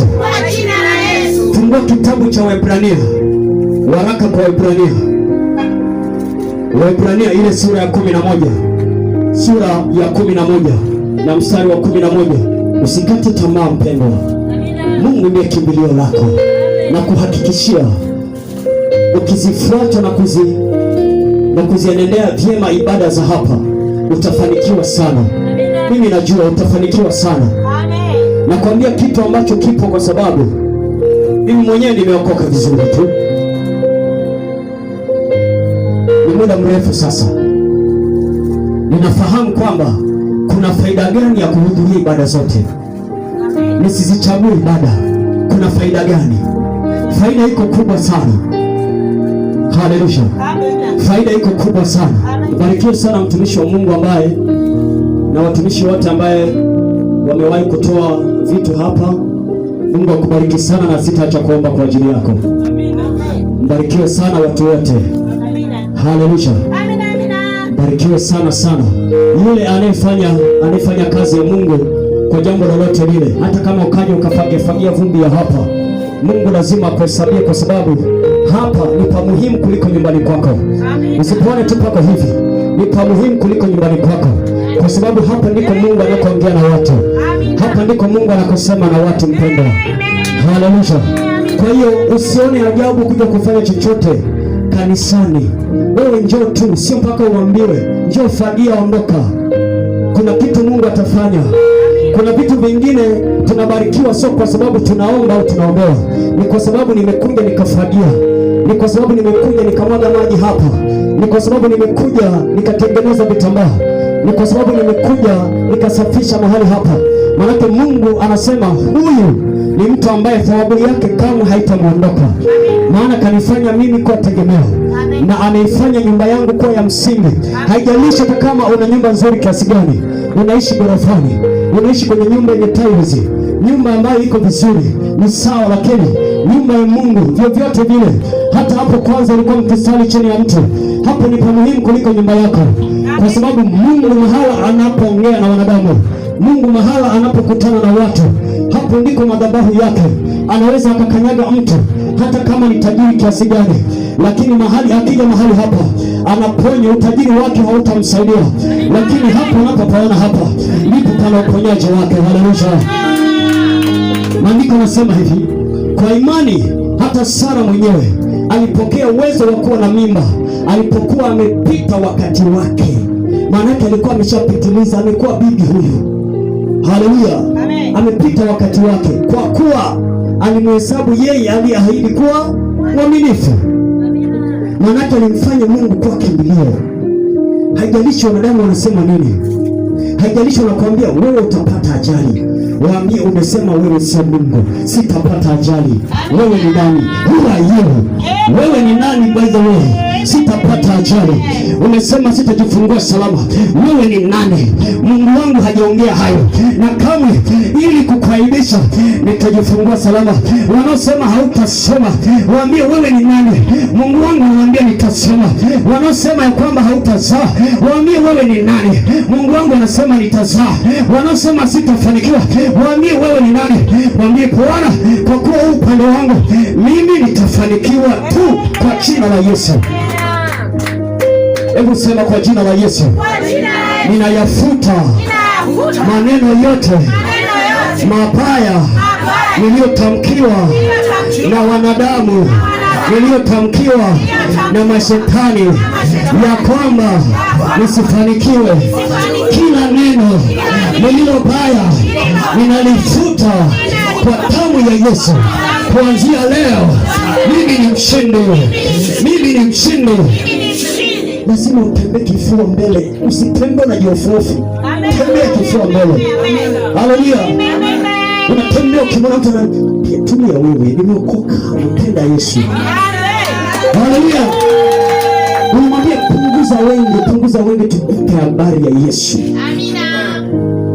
Haleluya. Kama kuna shida nyumbani kwako, kamata kwa maombi. Labda mume au mke au mtoto, mshike jina lake fulani bila fulani. Bwana, ninamsogeza mikononi mwako. Mungu, wewe ni Mungu usiyeshindwa. Inawezekana huyu mume huyu alikuwa na ndevu nyingi kiasi kwamba zinampa shida, ananichoka simu leo. Bwana, shughulika naye. Mtengeneze Bwana, hizo ndevu zipunguze Bwana. Mtengeneze Bwana, mtengeneze Bwana. Kamata mke huyu, anaongea mlalamishi sana, kama vile amekosa njugu mawe ya kung'ata. Bwana, mtengeneze Bwana, mtengeneze. Katoto haka kamekuwa na kiburi, kashike Bwana, katengeneze Bwana, katengeneze kakae sawa. Nikikaagiza sokoni kaende bila kujibisha, nikikwambia hivi kanafanya. Bwana, tengeneza Bwana. Ukitoka hapo kesho ukimwita mtoto anakwambia mama, naenda kama lakini naenda. Mume wakati huo sasa anatoka mahala fulani, anakuja na ndizi mkononi. Ametoka mahala anakuja na ndizi. My wife, my baby, my sweet honey, where you are? Uko wapi? Hallelujah. Uko wapi? Takuja nikufundisha siku moja, lakini nitafundisha wanandoa jinsi ya kukaa na mume wako na mke. Hallelujah. Niliwafundisha kule kanisani. Hakuna mtu kanisa lile, hakuna mpaka sasa hivi mwenye shida ya ndoa. Wanaume wote wameshapigwa ni mbwata la Yesu, wametulia. Haleluya. Wakitoka kanisani ndani mpaka usiku, mnakaa mpaka usiku. Unanyong'onyea kweli, unazidi kutoka mifupa tu, unakonda mtoto wa Yesu, unabaki kadogo. Ifike wakati unamwambia Bwana, nataka limbwata, nipe limbwata, nikilisokomezea kwenye haya maji ya kunywa, kwenye huu ugali, kwenye hii nguna, akila anatembea na niwaza mke wangu sio anaendeleaje kidogo simu, vipi unaendeleaje? Wewe unaendeleaje bwana? Usimshakumisi mwenzio, unajua sijiwezi. Haleluya. Haleluya. Haya huwa yanakuaga pale ambapo unamfanya Mungu kwa kimbilio. Ukimfanya Mungu kwa kimbilio, kila kitu kinafunguka. Automatically kila kitu kinafunguka. Asikwambie mtu hakuna jambo ambalo linashirikana kwa Mungu. Hakuna hata moja ambalo linashirikana kwa Mungu. Mungu ana rula, ananyoosha maadamu kama rula hivi. Amen. Haleluya. Nimeshaombea ndoa nyingi sana, nyingi mno. Mimi ni mzee, ni wa siku nyingi. Usinione namna hii. Kwa hiyo nimeombea ndoa nyingi sana. Wengine walikuwa wanakuja na manundu, sasa si heri wewe. Mtu anakuja hapa, uso huko. Naambia tulia hapa. Umemfanya nani kwa kimbilio? Kaa kwa kutulia, nyamaza kimya. Shida nini? Ngumi. Imefanyaje? Nimekuja hapa. Hata namwambia kaa kwa kutulia. Nataka nikuelekeze. Shida ni nini? Anaongea sana. Sasa sikiliza. Umemfanya Mungu kaa kimbilio. Ninakupa maarifa. Ukiwa unaishi na mtu anaongea sana, wewe usiongee sana. Amina. Ukiongea sana unampampu azidi kuongea sana. Amina. Ukiona mtu mlalamishi, wewe usimsapoti. Amina. Mwitikie mara moja. Akiona haumpeleki, anapunguza. Amina. Anapunguza mbio. Amina. Kwa nini nakwambia pika ugali mkubwa unapika mdogo? Kwa nini? Sasa wewe uanze, nini?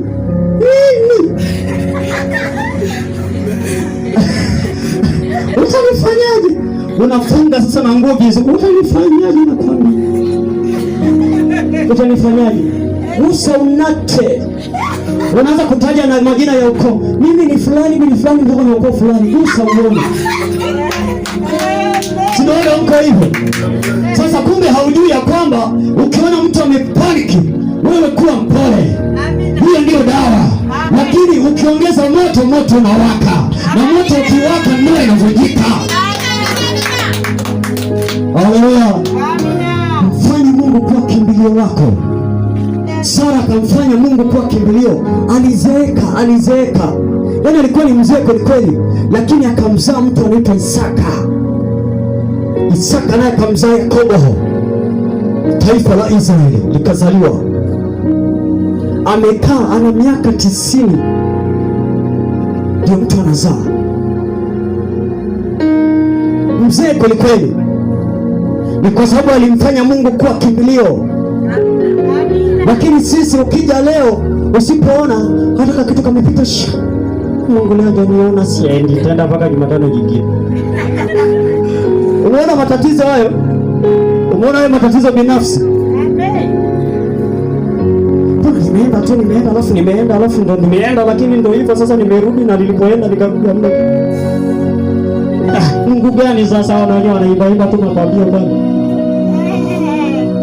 Watumishi naye hamna lolote. Wewe tuombea tu, lakini hamna. Sasa unamkomoa nani? Unajikomoa mwenyewe. Haleluya. Nataka nikufundishe jambo. Mimi nakuhakikishia, ukimfanya Mungu kuwa kimbilio, hakika hata kuacha. Ukimfanya Mungu kuwa kimbilio wakati wote, panapo ibada, sogea madhabahuni pa Mungu. Haijalishi fulani amekuja hajaja. Hata kama ukija peke yako, haujaja kwa ajili ya fulani, umekuja kwa ajili yako na nyumba yako, umekuja kwa ajili yako na familia yako. Usije ukaacha kuja kwa sababu rafiki yako hakuja kanisani. Hapana, haujaja kumwabudu rafiki, haujaja kumtafuta rafiki. Yeye atapambana na hali yake, na wewe pambana na hali yako. Kila mtu ana njia yake na maisha yake. Simama kivyako na yeye atasimama kivyake. Kila anayesali hapa, uje umwambie kilichokukuta, ili apate wivu. Na akipata wivu, mwambie meza mate taratibu, usiligwe. Haleluya. Haleluya. Nitakuja kushtukiza siku moja hapa. Nafika. Labda tu walio karibu wataisikia sauti, kwa sababu najua mmeinasa. Hii sauti kipaza na sauti babu kaje. Haleluya. Kwa hiyo nitakuja kukushtukiza. Hamjawahi kukutana na nabii, si ndio? Utawakuta siku moja mahali hapa. Utawakuta siku moja. Kama huwa mnanifuatilia kule, andika Prophet Baraka pale. Mafundisho yako mengi sana, yatakujenga, yatakuinua. Ukiweka yale mafundisho yaweke pale. Ukiweza download tu, alafu weka pale, piga magoti, kaa vizuri, sikiliza kwa makini, kumefumba macho kinachoendelea. Baada ya hapo namwambia Mungu, neno hili lililosemwa hapa lisiniache kama nilivyo. Kupitia neno hili Bwana nivuke. Kupitia maombi haya Bwana nivuke. Nimeombea watu mpaka wa India kule kupitia mtandao. Wamefunguliwa, watu wa Pakistani wamefunguliwa. Na tunaenda vizuri. Haleluya. Kwa hiyo wale watu wa nje natumia Kiingereza, tunaenda nao vizuri. Kwa hivyo nawahudumia na wao pia. Kwa nini watu wa nje wabarikiwe, wewe wa ndani usibarikiwe? Yaani mtu yuko Ulaya abarikiwe, mtu yuko South Africa abarikiwe. Haleluya. Nataka watu ibada kuli, nikija siku moja kwa kuvamia tu, nikute watu wamesambaa kule nje, wanavunja, wanapiga majeshi. Rabakaya, navunja, naharibu, pigwa, rabakaya, vunja, pondo kichwa, haribu. Nataka nije siku moja nakuta watu wako namna hiyo, wanavunja, wanaharibu. Tutaangalia kiwanja, sijui kama hapo natosha. Tutafanya mkutano na watu waokolewe kwa jina la Yesu. Haleluya. Wataokolewa tu. Naona hata hapa eneo lipo la kutosha. tutafanya mkutano, tutamtukuza Bwana. Ainuliwe, tutaimba tu Bwana wa mabwana, ainuliwe, ametenda mema. Ainuliwe Mungu wetu leo, ainuliwe, ametenda mema.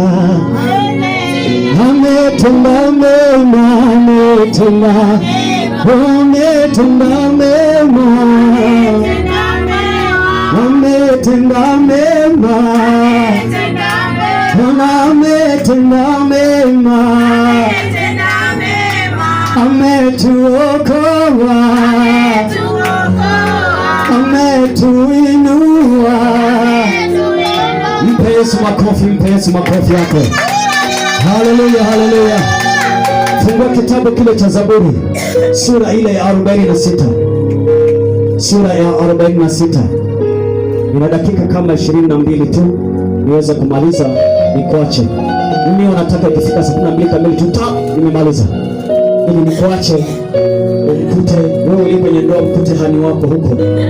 Ukamwambie Nkoi umepitwa. Haleluya. Ukamwambia umepitwa. Zaburi 46.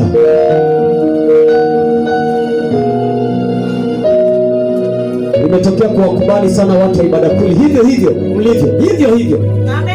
Hata kama mkija wawili, hivyo hivyo. Amen. Mimi nawapenda tu. Amen. Haleluya. Mimi nawapenda tu. Amen. Na nimefurahi kwa sababu mliokuja juzi mmekuja tena. Amen. Mungu awabariki sana. Amen. Na Mungu awabariki wale ambao pengine wamekwama kufika. Mungu awabariki na wao pia. Naamini kwa wakati mwingine utafika na wao watafika pia bila shida. Yawezekana hajafika kwa sababu haujamwalika. Unajua kidogo wananzenga, unaweza kama tuna kauchoyo fulani. Hujamwalika ndugu yako.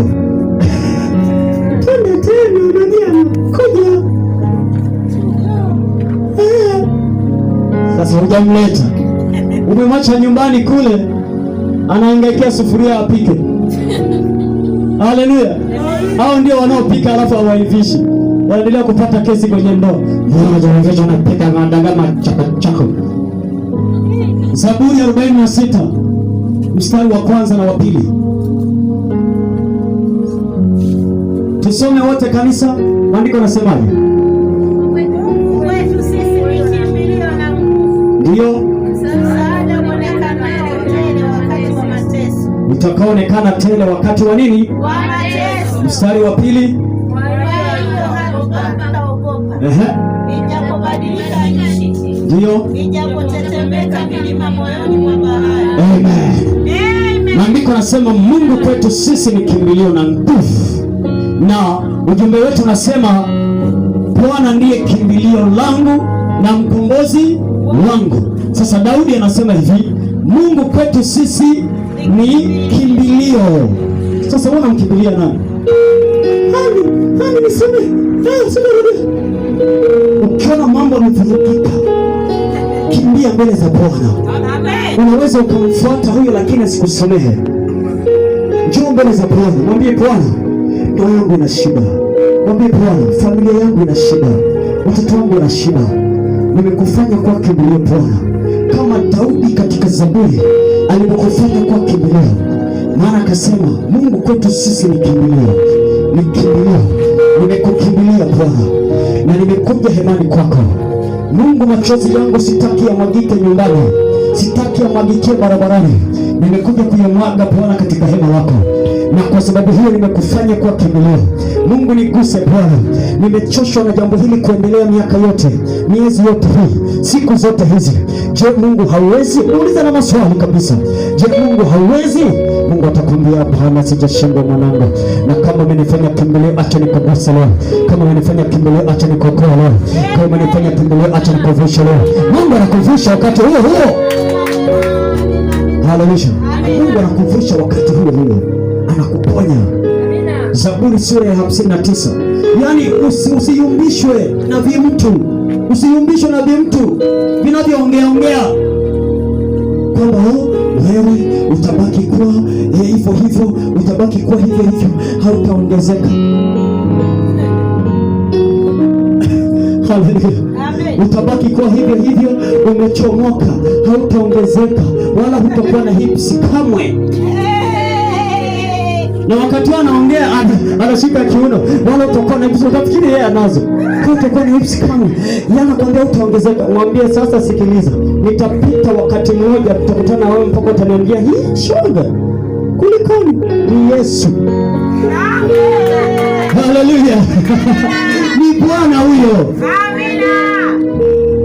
Haleluya. Amen. Maandiko yanasema kwamba sura ya 59 mstari wa 15 hadi mstari wa 17. Kumbuka ujumbe unasema hivi: Bwana ndiye kimbilio langu na mkombozi wangu.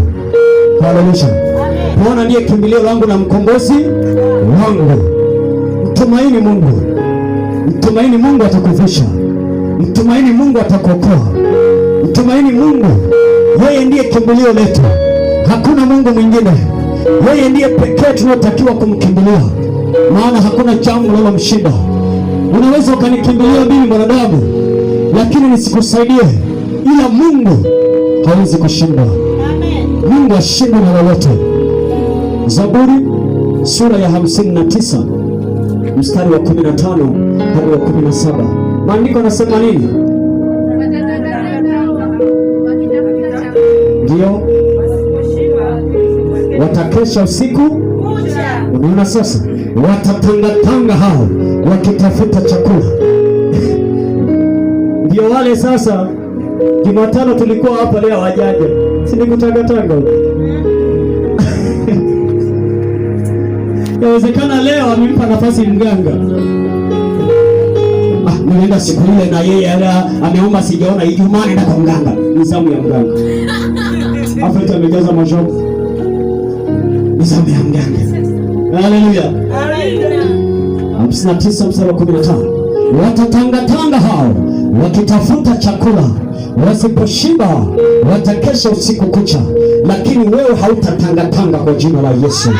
Kama hautatangatanga, utakuwa na chakula cha kutosha, utakuwa na shibe ya kutosha, utakuwa na amani ya kutosha, utakuwa na mafanikio ya kutosha, utakuwa na uponyaji tele, utakuwa na baraka tele kwa jina la Yesu. Mstari wa 16 anasema hivi: nami nitaziimba nguvu zako asubuhi, nitaziimba fadhili zako kwa furaha, kwa kuwa ndiwe uliye ngome yangu na makimbilio siku ya shida yangu. Wewe unamkimbilia nani? Maandiko yanasema hivi: nami nitaziimba nguvu zako. Mstari wa 16 asubuhi, huyu ni Daudi, nitaziimba fadhili zako kwa furaha, kwa kuwa ndiwe uliyekuwa ngome yangu na makimbilio siku ya shida yangu. Ukipata shida unakimbilia wapi? Ukipata shida unakimbilia wapi? Nataka nikutoe kwenye ule uzamani kwamba ibada hata ukienda siku moja tu, kama unapokuwa unapokea, aisee, asikudanganye mtumishi yoyote. Kumtafuta Mungu katika ulimwengu wa leo kunahitaji bidii sana, kwa sababu shetani anafanya kazi kuliko kawaida. Ndio maana kabla haujafika hapa au haujamtumaini Mungu, sijajua ni lini umeokoka, ni siku gani umeokoka. Kabla ya hapo uliteswa na mengi sana, ulihangaishwa na mengi sana. Maanake ifike wakati tuseme yatosha, tumfanye Mungu kuwa kimbilio. Tuliwatumaini wanadamu lakini hawakutusaidia, tuliwatumaini wananzengo lakini hawakutusaidia. Acha Mungu asimame kwa ajili yetu. Ukimtumaini Mungu atafanya. Ukimtumaini Mungu atakuinua. Hakuna jambo mpendo ambalo inamshinda Bwana. Ni kwa vile tu haujampa moyo wako kamili.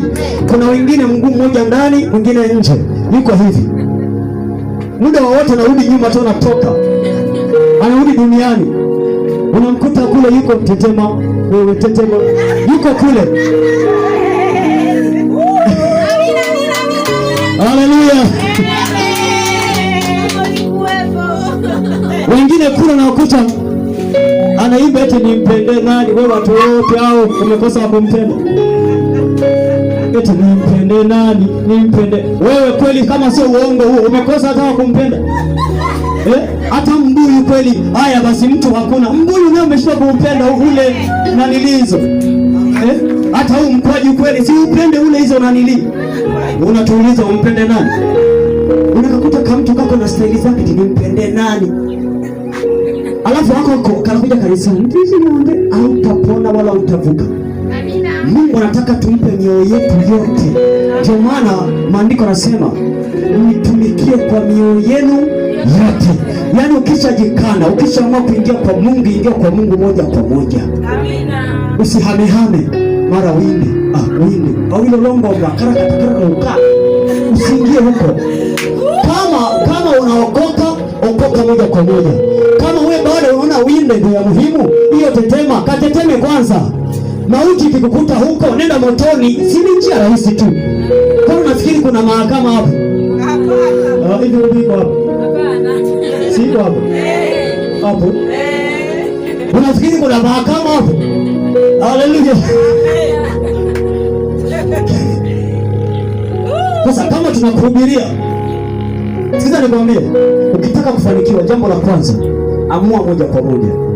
Amina. Kama ni Mungu, amua kwa Mungu. Alafu weka bidii. Weka bidii. Kuna watu wao wakikosa kanisani wanaumia kweli. Wanaumia kweli. Mimi kule nishawanyoosha, waambia sikia, usipokuja ibada za katikati Jumapili usinifuate nikuhurumie. Walishanyooka sasa hivi. Ila sio mimi sitawafanyia nini. Bado na walea kwanza, si ndio? Bado mnanyonya wajukuu zangu, nyonyeni kwanza. Nishawaambia kabisa, ukija Jumapili sio ulete kiherehere. Yamekukaba yaje huku. Kama yamefika hapa yaje kwenye nywele sasa. Yakifika huku yateremke yaanzie chini tena. Yapande juu. Siku hizi wanafurumia kweli. Amina. Unajua huyu nabii huyu. Tusipoenda kwa sababu ibada ikifika naangalia. Fulani ajaje. Sawa. Tutakutana. Jumapili anakuja na kwa kwanza baba. Baba ndio mimi mwanao kweli. Namwambia toka lini? Haleluya. Amen. Haleluya. Amina. Hiyo niliwatengenezea mazingira kwamba kila ibada ina umuhimu wake. Amina. Na ni kweli wengi wamefanikiwa sana. Amina. Wengi wamevuka sana. Amina. Wengi wamevuka mno. Amina. Haleluya. Amina. Wengi wamefanikiwa kwa sababu ile tu kuzifanya ibada kwa za muhimu. Kwamba hapana, siku hii nimeamka mzima. Yawezekana kuna tangazo lilipita fulani kafa. Kwa nini mimi naishi? Na kama ninaishi na leo ni siku ya ibada, kwa nini sina kumshukuru Mungu kwamba naishi? Mimi ni nani hata nikaishi? Je, yule aliyekufa leo sio mtu kama mimi? Si mwanadamu kama mimi? Mimi ni nani hata nikawa hai? Hebu acha leo siku ya ibada nikamshukuru Mungu. Hata kama sina maombi mengine, nikamwambia tu asante kwa uzima. Amina. Amen. Wewe njoo tumshukuru Mungu, asante umenipa uzima. Haijalishi napitia changamoto gani. Yawezekana ningekuwa nimekufa siku nyingi. Lakini Bwana, kwa kuwa ninaishi, maana yako unanipenda. Maana Mungu akikuacha itimisi umekufa. Maana yake ni kwamba sasa Mungu hawezi kukuacha maana unaishi. Ikiwa unaishi maana yake Mungu yuko na wewe. Mfanye Mungu kwa kimbilio lako. Haijalishi umeteseka na mabaya miaka mingapi. Haijalishi umehangaika kwa miaka mingapi. Mwambie Bwana, sitakulaumu, sitanung'unika kwako. Ndio nina shida fulani, lakini je, si ninapumua? Hii pumzi nani kanipa kama sio wewe? Lazima mwambie Bwana, pamoja na kwamba nina maumivu kwenye kifua changu, lakini nakwambia asante maana ninaishi. Kuna wengine walikuwa wazima kabisa waume, lakini mtu amedondoka tu akafa.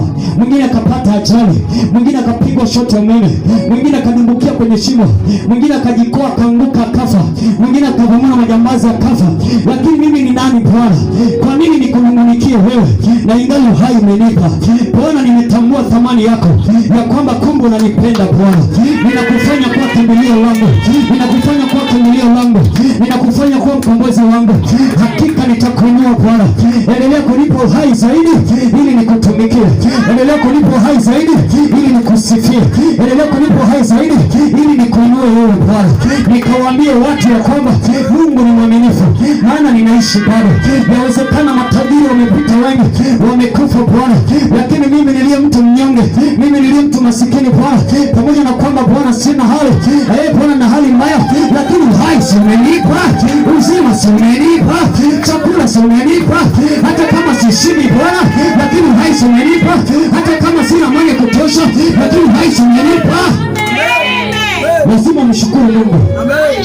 Umfanye kwa kimbilio. Acha kumlaumu, utamkufuru na atakasirika, atakuacha utaangamia. Hebu jiulize, umeenda sehemu ngapi? Umeenda mjini mara ngapi? Umetembea barabarani mara ngapi, lakini haujapata ajali? Wanaogongwa ni akina nani? Si ni mtu kama wewe ambaye pia alistahili kuishi. Unapoona unaishi, usimlaumu Mungu kwa chochote kile. Unapoomba leo haujaona, mwambie Mungu, najua unanipenda tu. Amen. Kwa sababu asiyependwa na Bwana hayupo. Kama mimi nipo unanipenda, maana yake ni kwamba maandiko nasema mimi ninawawazieni mawazo yaliyo mema.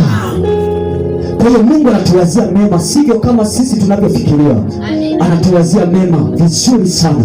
Amen. Haijalishi ninakula chakula sishibi, labda kidogo kulingana na hali yangu, lakini si ninaishi.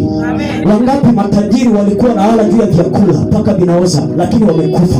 Mimi ni nani Bwana? Maanake Mungu amekupa uhai, Mungu amekupa uzima. Lazima mwambie Mungu asante. Hata kwa hivi viazi nitakula hivi tu, lakini kikubwa ni uzima Mungu. Ninajua hayo mengine utaniletea tu. Haleluya. Mwambie jirani yako, mtumaini Mungu. Tumaini Mungu, wala usimwache. Mwabudu wakati wote, hudhuria wakati wote katika ibada za Bwana. Kuna watu katika mataifa mbalimbali wanahangaika na vita leo, mabomu yanalipuliwa. Sisi huko hatujawahi hata kusikia. Ni ile tu ilotokea Dar pale Gongo la Mboto, na ile ilikuwa ni bahati nasibu. Lakini sisi tuna amani jamani. Kuna mataifa yaani ukitoka tu umeshapigwa unakaa ndani. Watu mpaka sasa hivi wanavaa barakoa corona, lakini sisi tunapumuliana tu. Kuna atufi. Haleluya. Hebu jiulize, sisi ni akina nani? Tutamlaumu Mungu kwa lipi? Ndiyo, labda kwako una chakula kichache, maisha yako ni magumu, sawa, lakini je, korona nayo si amekuokoa? Umezuru, umekutana na watu wangapi, lakini mbona unaishi? Tusilaumu kwa Bwana, bali tumwambie Mungu asante, kwa sababu wewe ni kimbilio letu, wewe ni mkombozi wetu. Mwambie Mungu, endelea kuwa mkombozi wangu. Kama ninaishi ninajua utanifanikisha tu, maana anayeishi lazima umfanikishe Bwana.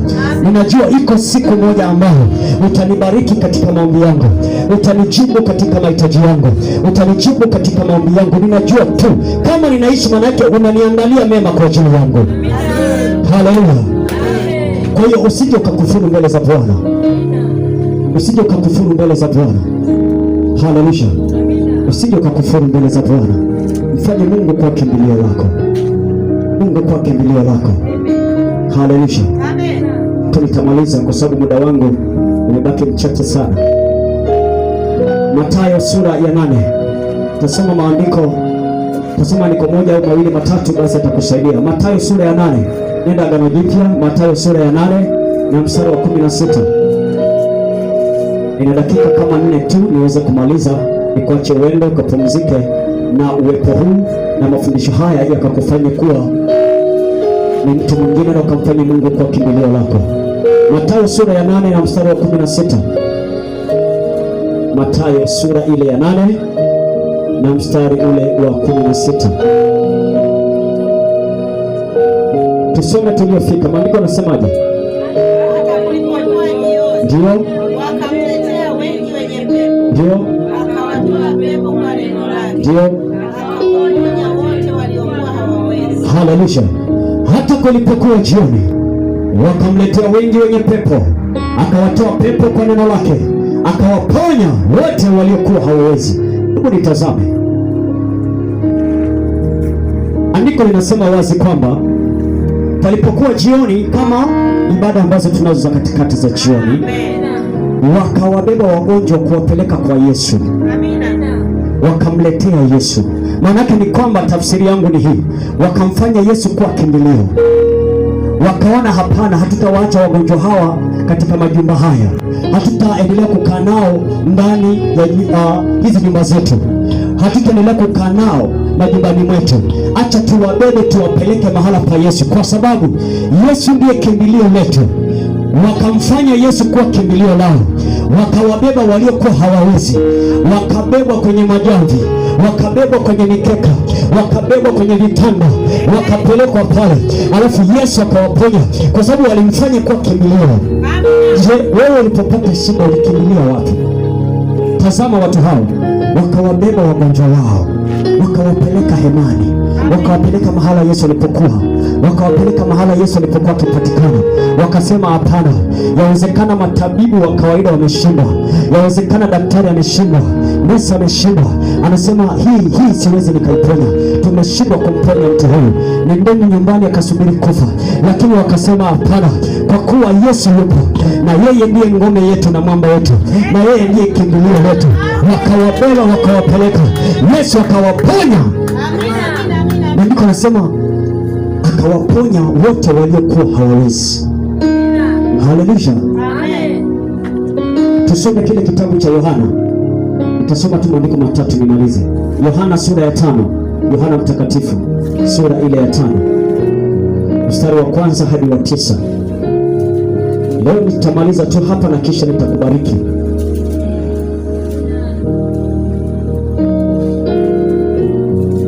Yohana ile sura ya 5 na mstari wa 1 hadi mstari ule wa 9. Nawapenda sana watu wa huku kwa sababu wana uhitaji mkubwa sana wa Mungu. Haleluya. Watu wanamtafuta Mungu kwa kiu. Kwa hiyo nimefurahi kuja hapa na watu mna mwitikio mkubwa, kwa sababu mnamhitaji Mungu. Mmeshachoshwa na shida za hapa duniani. Acha Mungu akabadilisha historia ya maisha yako kwa jina la Yesu. Yohana ile sura ya 5 na mstari wa 1 hadi mstari wa 9. Naamini kila mmoja amefika. Naamini umefika mpendwa. Haleluya. Wajukuu, si mmefika eh? Amen. Yohana sura ya 5 mstari wa 1 hadi wa 9. Maandiko yanasema, baada ya hayo palikuwa na sikukuu ya Wayahudi, na Yesu akakwea kwenda Yerusalemu. Mstari wa 2, na huko Yerusalemu penye mlango wa kondoo pana birika itwayo kwa Kiebrania Bethesda, nayo ina matao 5. Mstari wa 3, ndani hayo jamii kubwa ya wagonjwa walikuwa wamelala, vipofu, viwete, nao waliopooza, wakingoja maji yachemke. Mstari wa 4, kwa maana kuna wakati ambapo malaika hushuka akaingia katika ile birika akayatibua maji. Basi yeye aliyeingia wa kwanza baada ya maji kutibuliwa akapona ugonjwa wote aliokuwa ameupata. Haleluya. Mstari ule wa 5, na hapa palikuwa na mtu ambaye amekuwa hawezi muda wa miaka 38. Hebu kila mtu aseme 38. Hebu jiulize, huyu mtu alikuwa amepooza. Sinajua maana kupooza, ameparalyze maana yake. Hawezi kunyanyuka, yani hawezi wakugeuza hivi. Sasa huyu mtu amelala kitandani miaka 38. Sembuse wewe, juzi tu umeanza kulia shida. Miaka jamani, sio miezi wala sio siku. Hii ni miaka. Hebu jiulize, unateseka kwa miaka 38. Hebu jiulize. Haujaanza kutukana watu wavyo kweli? Tushatoka na maisha. Unaanza kutafuta ugomvi wa lazima, maana ushakata tamaa. Haleluya. Anasema, tarudia mstari wa 5. Na hapa palikuwa na mtu ambaye amekuwa hawezi muda wa miaka 38. Jamani, hiyo ni miaka mingi sana. Tuache na masiara. Ni miaka mingi sana. Mtu anaumwa huyo. Hebu jiulize, hayo maumivu anayoyapata kwenye mwili miaka hiyo yote. Huyo mtu jamani kweli sikabaki kama njiti kabisa. wanafunzi wanafahamu. Skeleton anatembea mifupa tunalia. Akigeuka ukimwambia kushoto kulia kashabaki mifupa tu, nyama hakuna, kamebaki kamfupa na ngozi. Yaani kamekauka, lakini kapo kanaisha. Huku kiangalia ni mishipa juu inaonekana. Kugeuka yaani yule akiingia kwako giza hodi unaweza ukakimbia kwa sababu mgeuko wake na mtembeo. Miaka 38 mtu anaumwa. Hebu jiulize, sisi tuna shida ya miaka mingapi? Hata kama una shida toka kuzaliwa, leo na miaka mingapi? Tuseme tu mfano, labda tuchukue yule mtoto hapo. Labda asaidia ana miaka mingapi? Tuseme 12. Mfano, una miaka mingapi dada? 11. Nikosea kidogo. 11. Sasa labda mfano labda ndo amezaliwa na shida toka mdogo mpaka miaka hiyo, lakini bado haitoshi kwa huyo mtu. Miaka 38 mtu anaumwa. Je, nini kilitokea? Alimfanya Yesu kuwa kimbilio, akaenda akaponywa siku hii tu. Je, shida yako kwa nini usilete hapa hemani?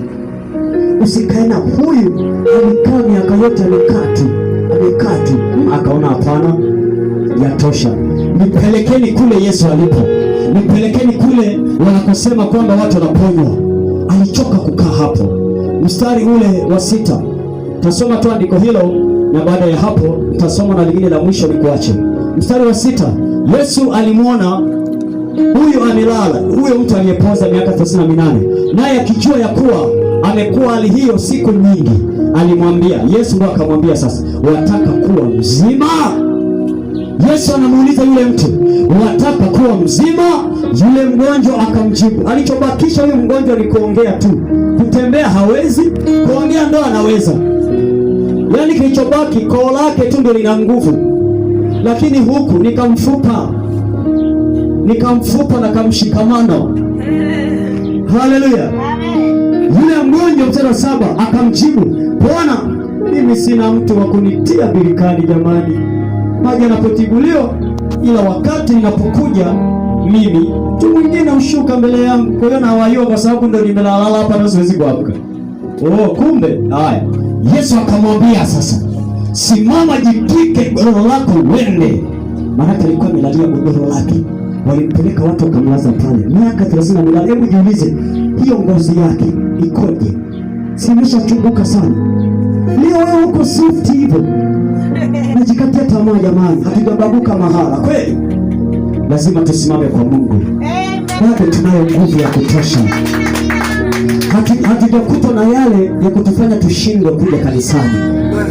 Huyu mtu alikuwa hawezi, lakini pamoja na kwamba hawezi, usikute aliwaomba watu jamani, nibebeni tu hivi kwenye godoro. Usikute mtu huyo ananuka kweli. Huyu labda haoshwi, haudumiwi, lakini ni mtu ambaye amekuwa hivi siku nyingi. Yesu akamwambia sasa, nakuponya. Kwa kuwa umekuja umefanya eneo hili kuwa makimbilio. Na Yesu alikuwa katika lile eneo. Na kwa kuwa alikimbilia kule, akawaambia watu jamani, nipelekeni pale. Walipompeleka akakutana na Yesu, akamfanya Yesu kuwa kimbilio lake. Yesu akamwambia, simama, ujitwike godoro lako uende. Akatamkiwa neno tu la uponyaji, neno lenye nguvu la kinabii. Akasimama. Hebu tusome hapo nini kilitokea. Mstari wa 9. Mara yule mtu akawa mzima, akajitwika godoro lake akaenda. Nayo ilikuwa ni Sabato siku hiyo. Sasa akapona. Wewe umekuja umemwacha mgonjwa nyumbani, mlete mahala pa makimbilio, ni hapa. Mlete hapa, ndiko mahala pa makimbilio. Ukiona shida yoyote, kimbilia hapa. Hata kama hakuna mtumishi, wewe fika tu. Haijalishi ni siku ya ibada sio ya ibada, wewe fika tu, lia mwenyewe peke yako, muombe Bwana. Mwambie Mungu, hapa si ndiko nakopatikana? Ndio. Si unapatikana hata bila mtumishi? Ndio. Nimekuja Bwana, ninahitaji hili na hili, nina kilio hiki na hiki. Bwana nisikilize, unijibu. Bwana nimeleta haja hii mbele zako. Je, Mungu tanyamaza kimya hata lini? Mungu nijibu Bwana siku ya leo. Unaondoka na amani tena, na Mungu amesema na wewe. Tusome andiko la mwisho, sura ya 9. Yohana mtakatifu sura ya 9. Nenda tu sura ya 9 mbele hapo, mstari wa 1 hadi wa 7. Nitasoma andiko hilo moja, baada ya hapo nitakuacha uende. kwa sababu muda wangu umeisha. Yohana sura ya 9 Yohana sura ya 9 mstari wa kwanza hadi wa 7. Yohana sura ya 9 mstari wa kwanza hadi wa 7. Nitasoma tu kwa haraka. Tuone pia kulikuwa na nani hapo alimfanya Bwana kuwa kimbilio na kuonyesha hawa watu ili upate mfano. Amen. Amina. Na kuonyesha hawa watu ili wafanyike mfano kwako. Jione kumbe mimi bado nina nguvu.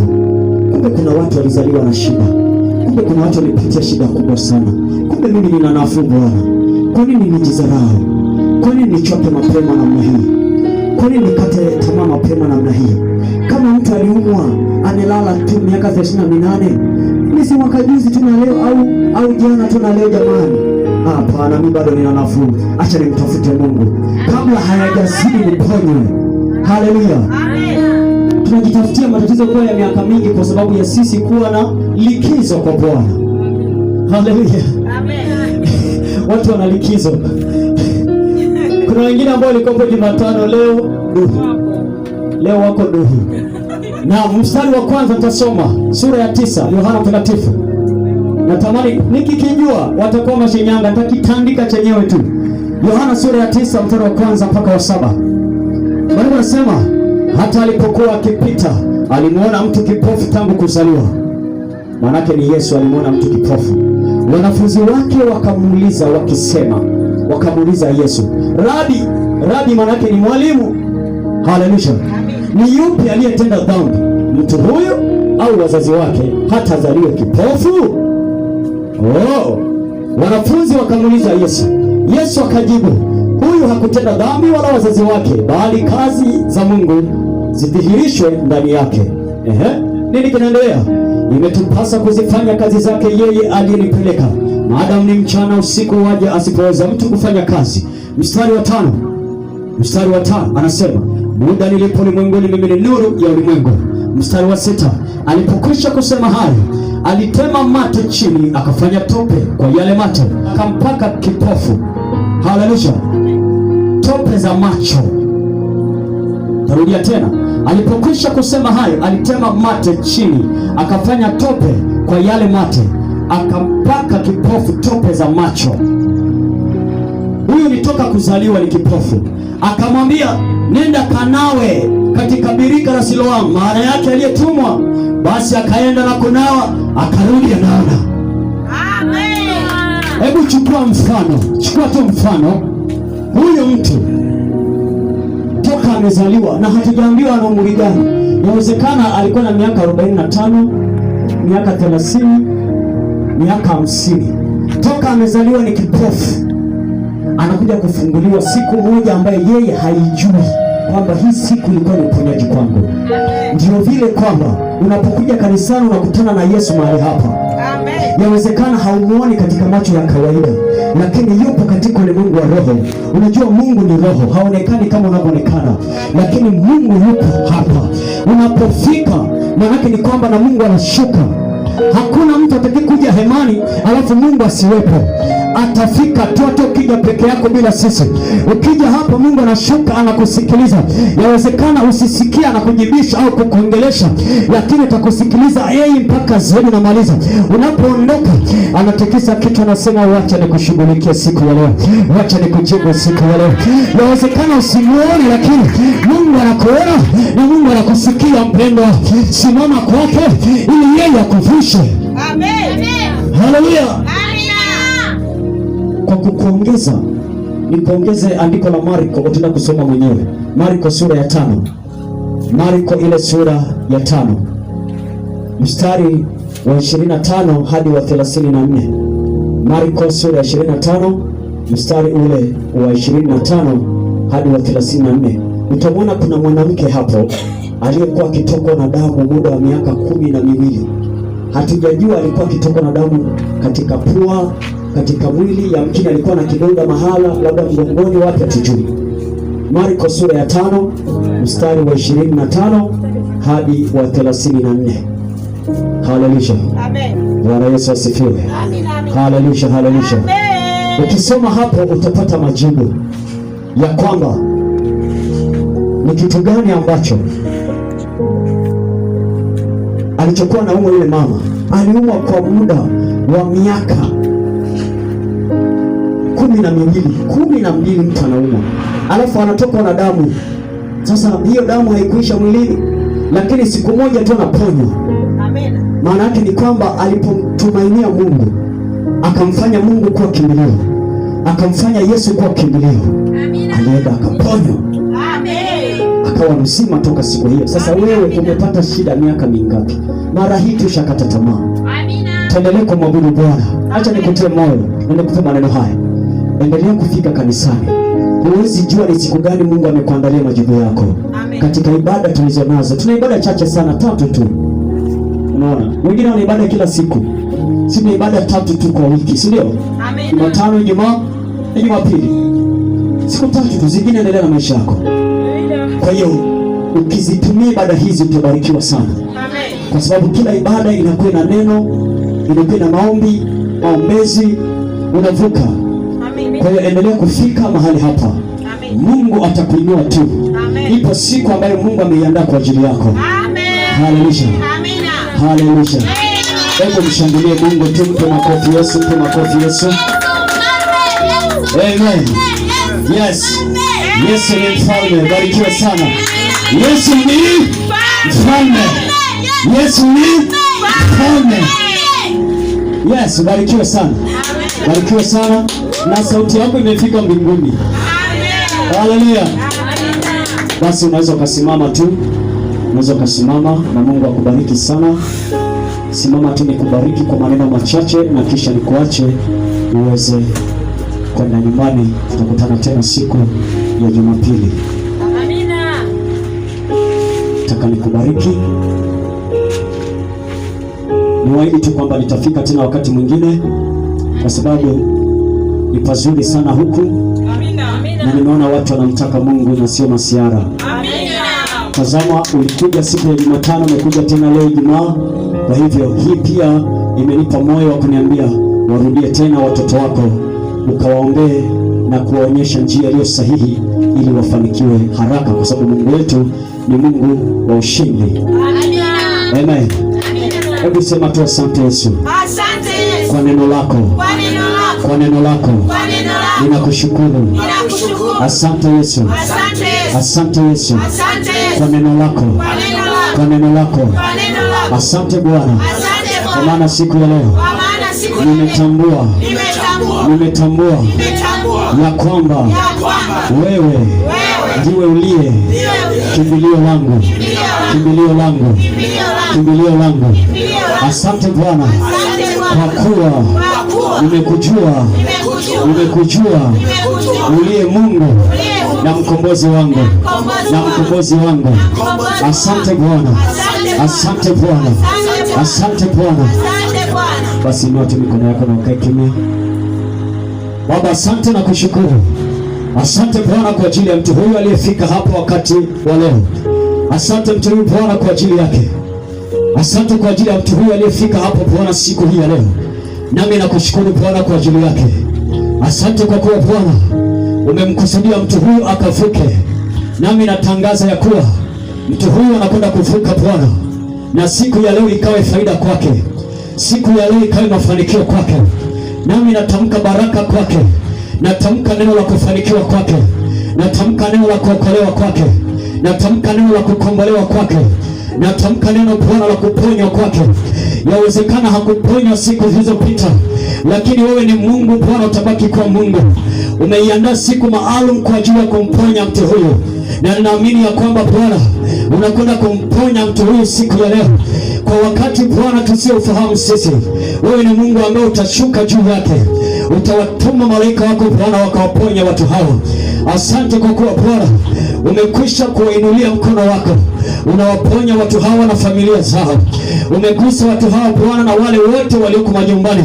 Nami naibariki Bwana ibada kuu yote, na wabariki watu wote wanaonisikia Bwana, wadogo kwa wakubwa, wanawake na wanaume, mabinti na wa kiume Bwana, ninawabariki kwa jina la Yesu. Wote ninawabariki Bwana, watu wa mji huu. Ninanena wokovu juu yao, ninanena neno la mbegu juu yao. ya kwamba wakaokoke Bwana, ya kwamba wakavuke Bwana, ya kwamba wakatawale Bwana. Ardhi hii naiweka wakfu mikononi mwako Bwana, katika madhabahu ya ufalme wako. Bwana, kila kanyagaye mahali hapa akafunguliwe vifungo vyake, akaponywe Jehova. Anga la mahali hapa Bwana likajawe uwepo wako, likajawe utukufu wako. Asante Bwana, nalituma neno hili Bwana kama ambavyo nilituma neno lako likawaponya na kuwatoa katika maangamizo yao. Nami nalituma neno hili majumbani wao, nalituma neno hili Bwana katika biashara zao, nalituma neno hili ndani ya miili yao, nalituma neno hili ndani ya viungo vyao.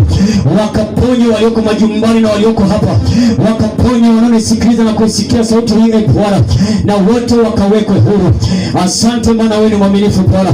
Nami nawabariki kwa baraka za rohoni na baraka za mwilini kwa sauti kuu, katika jina la Yesu.